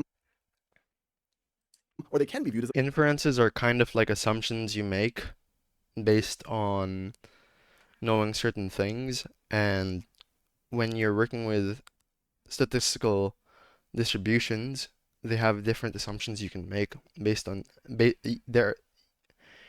have different inferences you can make based on knowing certain things. That's what I'm the trying sum to of a say. bunch of independent trials. So we have to assume that trials are independent. Now, that is reasonable in a lot of situations, but sometimes, let's say you're conducting a survey of people exiting a mall, and in that case, let's say you're saying whether they have done their taxes already. If they're exiting the mall, it's hard to do these samples with replacement. They're leaving the mall. You can't say, hey, wait, I just asked you a question. Now you've answered it. Now go back into the mall because I want each trial to be truly independent. But we all know, it feels intuitive, that, hey, if there are 10,000 people in the mall, and I'm going to sample 10 of them, does it really matter that it's truly independent? Doesn't it matter that we're just kind of close to being independent? And because of that idea, and because we do want to make inferences based on things being close to a binomial distribution or a normal distribution, we have something called the 10% rule. And the 10% rule says that if our sample is less than or equal to 10% of the population, then it is okay to assume approximate independence. And there are some fairly sophisticated ways of coming up with this 10% threshold. People could have picked 9%, they could have picked 10.1%, but 10% is a nice round number. And if we look at some tangible examples, it seems to do a... And the 10% rule says that if our sample is less than or Let's equal have to 10% another break, of the population, and then we will finish up the video. Okay, let's keep going, and after we hit the 2-hour mark, I'll just do a quick recap to talk about what we've learned today about, Unit 8, or what we've gone through again, and try and analyze what this means based on all of the problems we've been working through. Because it's one thing to know how to answer questions, but it's also another thing to answer why we need to answer these questions, so what the importance of answering these questions are. Then it is okay to assume approximate independence. And there are some fairly sophisticated ways of coming up with this 10% threshold. People could have picked 9%, they could have picked 10.1 distribution. We have something called the 10% rule. And the 10% rule says that if our sample is less than or equal to 10% of the population, then it is okay to assume approximate independence. And there are some fairly sophisticated ways of percent rule. And the 10% rule says that if our sample is less than or equal to 10% of the population, then it is okay to assume approximate independence. 10% or less. And there are some fairly sophisticated ways of coming up with this 10% threshold. People could have picked 9%, they could have picked 10.1%, but 10% is a nice round number. And if we look at some tangible examples, it seems to do a pretty good job. So for example, right over here, let's let X be the number of boys from 3 trials of selecting from a classroom of N students, where 50% of the class is a boy and 50% of the class is a girl. And so what we have over here is we have a bunch of different N's. What if we have 20 students in the class? What if we have 30? What if we have 100? What if we have 10,000? And so we could find the probability that we select 3 boys with replacement in each of these scenarios. And we could also find the probability that we select 3 boys without replacement. And then we could think about what proportion is our sample size of the entire population. And then we could say, hey, does the 10% rule actually make sense? So this first column, where we are picking 3 boys with replacement, in this case, because we are replacing, each of these trials are independent. Are truly independent, and our trials are independent, then X would be truly a binomial variable. Here, we aren't independent because we are not replacing, so not independent. And so officially, in this column... Okay, so that kind of makes sense. Not kind of, that does make sense. Yeah. Right over here, when we're not replacing, X would not be considered a binomial random variable. But let's see if there's a threshold where if our sample size is a small enough percentage of our entire population, where we would feel not so bad about assuming X is close to being binomial. So in all of the cases where you have independent trials and 50% of the population is boys, 50% is girls, well, you're going to amount to 1/2 times 1/2 times 1/2. So in all of those situations, you have a 12.5% chance that x is going to be equal to 3. And in this case, x would be a binomial variable. But look over here. When 3 is a fairly large percentage of our population, in this case it is 15%, the percent chance of getting 3 boys without replacement is 10.5%, which is reasonably different from 12.5%. It is 2% different, but 2% relative to 12.5%. So that's someplace in between 10 and 20% difference in terms of the probability. So this is a reasonably big difference. But as we increase the population size without increasing the sample size, we see that these numbers get closer and closer to each other, all the way so that if you have 10,000 people in your population and you're only doing 3 trials, that the numbers get very, very close. This is actually 12.49 something percent, but if you round to the nearest tenth of a percent, you see that they are close. So I think most people would say, all right, if your sample is 3/10,000ths of the population, that you feel pretty good treating this column without replacement as being pretty close to being a binomial variable. Yeah. And most people would say, all right, this first scenario, where your sample size is 15% of your population, you wouldn't feel so good treating this 10% without replacement rule. column Never as a knew about binomial that. random variable. But where do you draw the line? And as we alluded to earlier in the video, the 10%. line is typically drawn at 10%. That if your sample size is less than or equal to 10% of your population, it's not unreasonable to treat your random variable, even though it's not officially binomial, to say, okay, maybe it is, maybe I can functionally treat it as binomial, and then from there I can make all of the powerful inferences that we tend to do in statistics. With that X equals 3. Yep. said, Okay. the lower the percentage the sample is of the population, the better. Now, to be clear, that's not saying that small sample sizes are better than large sample sizes. In statistics, large sample sizes tend to be a lot better than small sample sizes. But if you want to make this independence assumption, so to speak, even when it's not exactly true, you want your sample to be a small percentage of the population. So the ideal, let's say you're doing a survey at the mall, you might want to survey 100 people, but you would hope that there's at least 1,000 people in the mall in order for you to feel like your trials are reasonably independent. If there's 10,000 people in the mall, or somehow 50,000 people in the mall, which would be a very large mall, well, that's even better. Okay.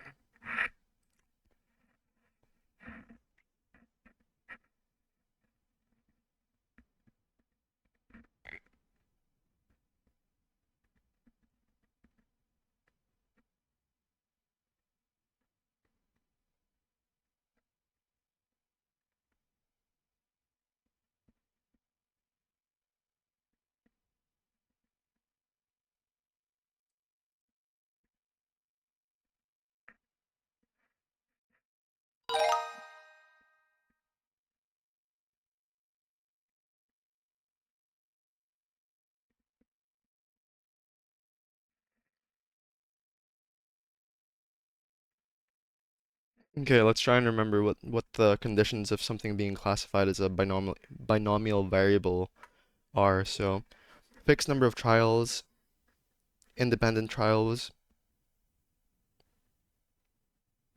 success or failure, and then the other one was related to independent trials. Okay, so I'm gonna say yes. Okay. Which of the following choices can be considered binomial random variables? That's one. I don't know what an SRS is. Okay. Simple random sample. Yep.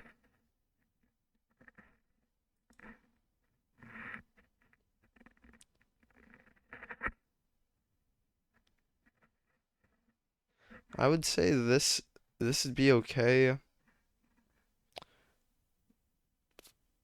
Okay, so there's 5 people, number of females in the sample, because then it'd be male or female and not female.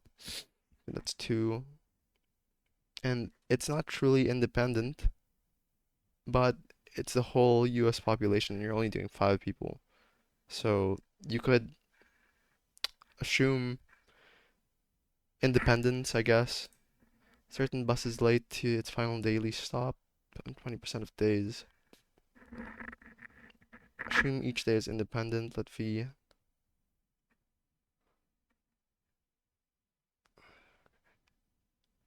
Okay, 5. It's independent. It's either late, not late. 20% of days. Okay. Yeah.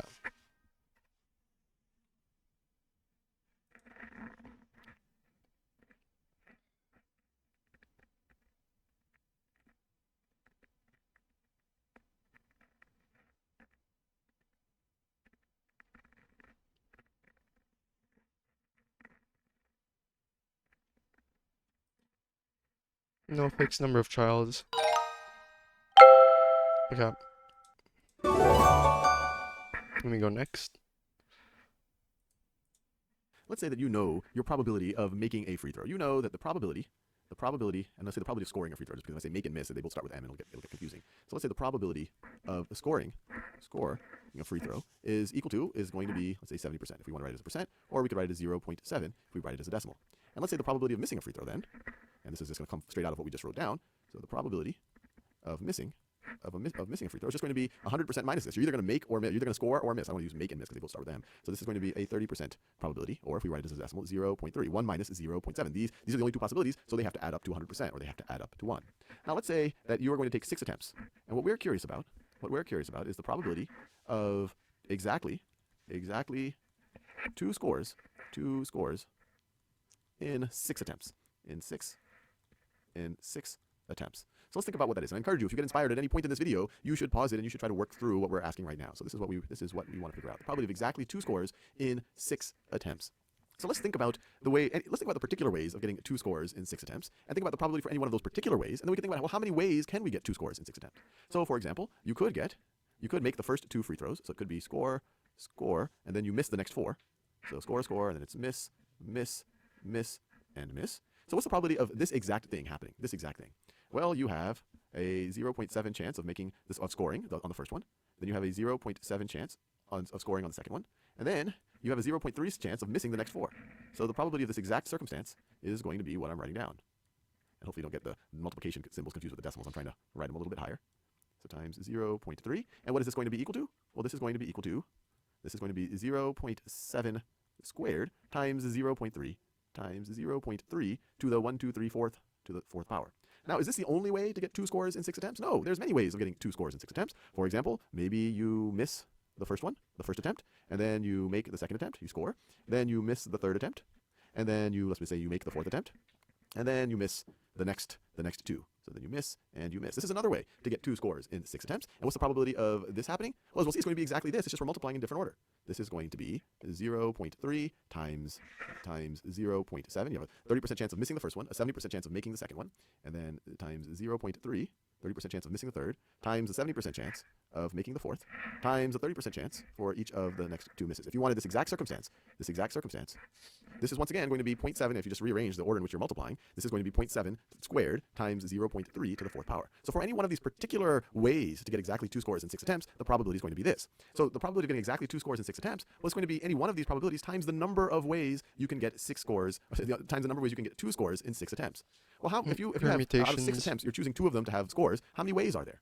Well, as you can imagine, this is a combinatorics problem. So you could write this, and let me see how you're going to take 6 attempts. So you could write this as 6 choose, or we're trying to, if you're picking from 6 things or 6 attempts, and you're picking 2 of them, or 2 of them are going to need to be made if you want to meet these circumstances. This is going to tell us the number of different ways you can make 2 scores in 6 attempts. And of course, we can write this in kind of the binomial coefficient notation. We could write this as 6 choose 2. And we could just apply the formula for combinations. So, and if this looks completely unfamiliar, I encourage you to look up combinations on Khan Academy, and we go into some detail on the reasoning behind this formula. It actually makes a lot of sense. This is going to be equal to 6 factorial over 2 factorial times 6 minus 2 factorial. So 6 minus 2 factorial. I'll do the factorial in green again. 6 minus 2 factorial. And what's this going to be equal to? This is going to be equal to 6 times 5 times 4 times 3 times 2, and I'll just throw in the 1 there, although it doesn't change the value, over 2 times 1, and 6 minus 2 is 4, so that's going to be 4 factorial. So this right over here is 4 factorial. So times 4 times 3 times 2, 15, there's here, going to squared, it's going to be 4, this number is, and actually I might as well get a calculator out and calculate it. So this is going to be times 0.595 here, but I'll write. This is going to exact probability of getting exactly 2 scores in the 6 attempts. I didn't say 2 or more. I just said exactly 2 scores in the 6 attempts. And actually, it's a fairly low probability because I have a pretty high free throw percentage. If someone has this high of a free throw percentage, it's actually reasonably unlikely that they're only going to make 2 scores in the 6 attempts. So in the last video, we studied a circumstance where I had a 70% free throw probability. I have a 70% chance of making any free throw, which is actually higher than my actual free throw probability, which might be a surprise to you. But we said in that circumstance, if it's a 70% chance of making, well, that means that you have a 1 minus 70% or 30% chance of missing. And we said if you took 6 attempts, the probability of you getting exactly making 2 of the baskets, exactly 2 scores, and I call them scores instead of making it just because I wanted making and miss to have different letters in that video. We said, well, there's choose 2 different ways of making exactly 2 out of the 6 free throws, and then the probability of any one of those ways is going to be making it twice, which is 0.7 squared, and missing it 4 times, so 0.3 to the 4th power. So this was just one particular situation, but we could generalize based on the logic that we had in that video. In fact, let's do that. So if I were to generalize it, if I were to say the probability, it's the exact same logic of exactly, let's say K, we do this in a color, an interesting color, so we do it in this orangish brown color, K shots, or exactly K scores. I'll call making a free throw a score. We'll just assume you got a point for it. So exactly 2 K scores in N attempts. Let's just say in N attempts. In N, and let me go back to that green color. N attempts is going to be equal to, well, how many ways can you pick K things out of N? Or N choose K, N choose K, N choose K. And choose K. And then, actually, let's just generalize it even more. Let's just say that you have your free throw probability is P. So let's say P is, so for this situation right over here, since we generalize it fully, let's say that P is the probability of making a free throw. Actually, since I already have a P here, let me just say F is equal to the probability of making a free throw. Or you could say your probability of scoring if you call a score making a free throw. So if F is your probability of making a free throw, so if you want N scores, then this is going to be, well, it's going to be F to the N power, and then you're going to miss the remainder, F to the K power, because you're making exactly K scores. So F It's pretty to confusing. the K power, and then the remainder, so the N minus K attempts, you're going to miss it. So it's going to be that probability of missing, and the probability of missing is going to be 1 minus F. So it's going to be times 1 minus F to the N minus K power,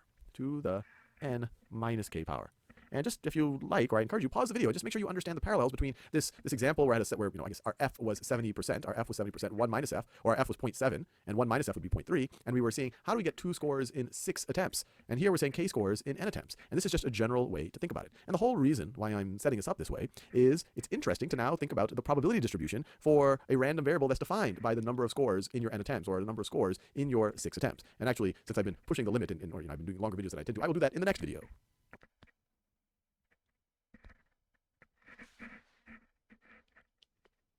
Why I'm setting this up this way.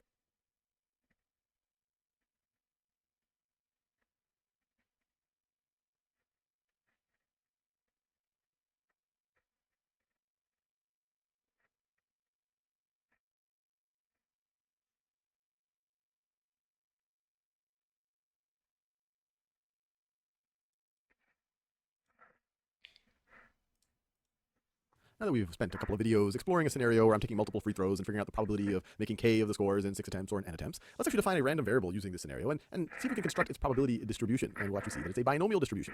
So let's define the random variable X. So let's say that X is equal to the number of made shots, number of made free throws when taking 6 free throws.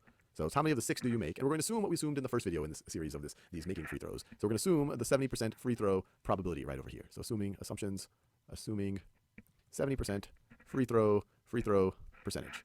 All right. So let's figure out the probabilities of the different values that X could actually take on. So let's see. What is the probability that X is equal to 0? That even though you have a 70% free throw percentage, that you make none of the shots. And actually, you could calculate this through probably some common sense without using all of these fancy things. But just to make things consistent, I'm going to write it out. So this is going to be equal to 6 choose 0 times 0.7 to the 0th power times 0.3 to the 6th power. And this right over here is going to end up being 1. This over here is going to end up being 1. And so you're just going to be left with 0.3 to the 6th power. And I calculated it ahead of time. So if we just round to the nearest, if we round our percentages to the nearest tenth, this is going to give you approximately, well, if we round the decimal to the nearest thousandth, you're going to get something like that, which is approximately equal to 0.1% chance of you missing all of them. So, roughly, I'm speaking roughly here, 1 in a thousand chance of that happening, of missing all 6 free throws. Now let's keep going. This is fun. So what is the probability that our random variable is equal to 1? Well, this is going to be 6 choose 1 times 0.7 to the first power times 0.3 to the 6 minus first power, so it's the 5th power. And I calculated this, and this is approximately 0.01 or we could say 1%. So still a fairly low probability, 10 times more likely than this, roughly, but still a fairly low probability. Let's keep going. So the probability that x is equal to 2, well, that's what our first video was, essentially. So this is going to be 6 choose 2 times 0.7 I'm squared gonna just keep times letting him 0, explain because 0.3 to the fourth power. And we saw that this sometimes when is you skip approximately things, going to you be 0, miss out on 0.06, certain or things we could that say 6%. And the obviously, you math can type book these things in a says calculator or and your get a much more teacher precise answer, says, but just for the so sake of just getting a I'm sense gonna of what it just probably be should look like, and patient that's why we use here rough and estimates. let Kind him of, I should say, explain. to But I the see the closest, point maybe tenth of a percent. that he's And actually, if you round to the making. closest tenth of a percent, you actually get to 6.0%, and this is 1.0%, because we actually went to a tenth of a percent here. But let's keep going. We're obviously going to have to And do I'm a few not a more of these. prodigy or So anything, this so I is just done want to with make previously. sure that I All have right. solid, So the probability that our random variable is understanding. equal to 3 is going to be 6 choose 3, and I'm sure you could probably fill this out on your own, but I'm going to do it. 0.7 to the third power times 0.3 to the 6 minus 3, which is the third power, which is approximately equal to, well, it's going to be 0.185 or 18.5%. So yeah, that's definitely within the realm of possibility. I mean, all of these are in the realm of possibility, but it's starting to be a non-insignificant probability. So now let's do the probability that our random variable is equal to 4. Well, it's going to be 6 choose 4 times I guess 0.7 these to the only fourth work power times because, 0.3 again, to the 6 minus it's a 4, or second binomial power, variable, which is equal so to, this is going to get success equal or to, fail, approximately, because I'm taking away a little bit of the precision when I write these things down, success or fail, 0.324, fixed number of trials, so approximately independent of one another. 32.4% chance of making So you exactly can 4 make out of the 6 these. free throws. All right, 2 more to go. Let's see, I have not used I don't know if calculus. this is an So the probability inference. that our random variable is equal to 5, it's going to be 6 choose 5, or 0 times, I should say, 0.7 to the fifth power times 0.3 to the first power, and that is going to be roughly 0.303, These are theoretical which is probabilities. 30.3%. That's interesting. One more left. So the probability that I make all of them, of all 6, is going to be equal to 6 choose 6, and 0.7 to the 6th power times 0.3 to the 0th power, which is calculated to some type of a peak and went down. But why don't you 6 choose? Then these things, and you can plot this to essentially visualize what the probability distribution looks like for this example. And I encourage you to do that, to take these different cases, just I like we could did in put that it first into a example with the table. fair coin, and plot these. But this essentially does give you the probability distribution for the random variable in question. This is, I just wrote it out instead of just visualizing it. But it says, okay, well, so these are the different values that this random variable can take on. It can't take on -1, or it can't be 15.5 or pi or 1 million. These are the only 7 values that this random variable can take on, and I've the variable taking on each of those Yeah, okay. 7 values. So let's wrap up the video and quickly review. Leave page, no, stay on page. Quickly review what we've actually discussed today. So we went from like the start of Unit 8 up until this part. So we have 2 quizzes left before we move on to Unit 9, sampling distributions. And yeah, so let's quickly go through what we've discussed. So yeah, introduction to random variables and probability distributions. We talked about mean and standard deviation, how they're affected by different operations to the distribution. We looked at discrete random variables. We talked about expected value. We looked at transforming random variables. Oh, so this is actually what I was talking about. In terms of, shifting or scaling or modifying the distribution, how does that affect the mean and the standard deviation?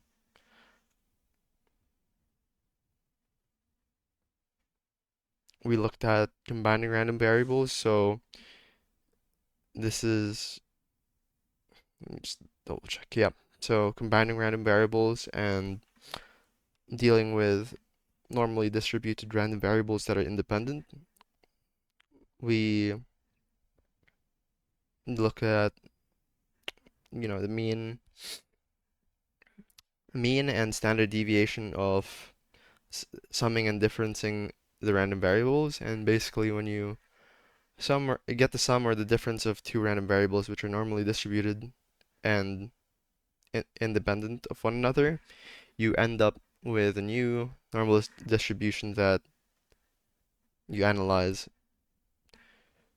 And all of these questions revolve around getting an area within a normal distribution that you've created or figured out. The other things, yeah. And then we started talking about binomial variables and binomial distributions. We discussed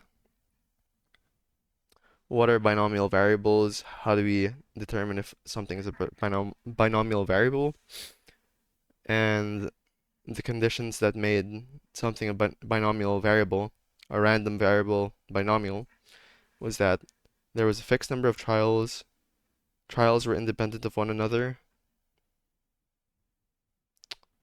outcomes are classified as success or fail, and there's another one, but it's pretty much just related to whether or not they're independent of one another. And we also learned about the 10% rule of assuming independence, and essentially what it meant was that if the sample size was 10% or less of the population, then you could just assume independence. And Sal showed an example where he visualized it. So he showed the probability of success and fail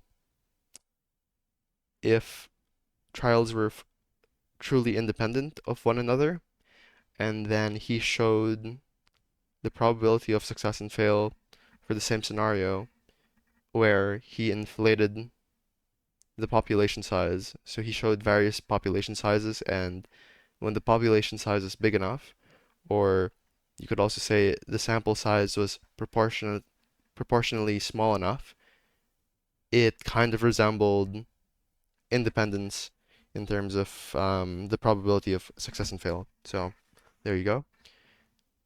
Um, what else? What else?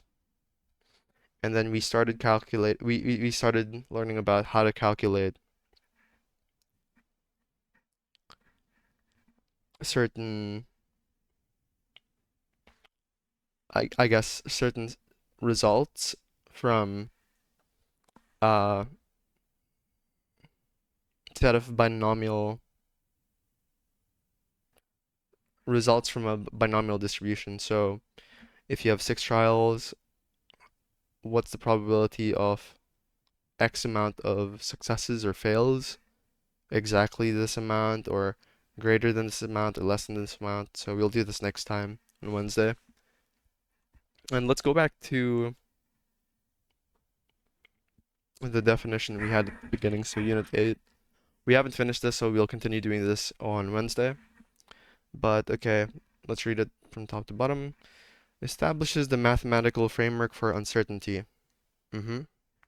Rather than just dealing with simple yes/no outcomes, teaches you how to model complex real-world phenomena where outcomes can take many different values. So earlier that was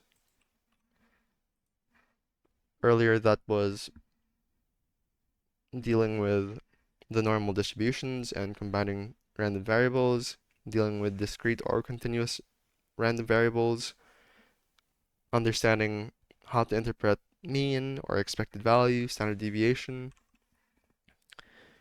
and then the yes/no outcomes were essentially the binomial variables, but technically it's more than just yes/no, it's success or fail, which is slightly different. I mean, it's basically the same, but yeah. And then we haven't talked about the central limit theorem yet. We'll get to that part later, I guess. Somewhere here.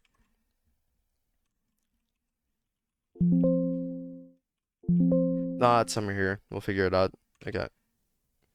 Anyways, if you like the video and you are currently watching this part, leave a comment in the comment section, put a like in the video, subscribe, and all that other stuff. I will see you guys on Wednesday. Thanks for watching.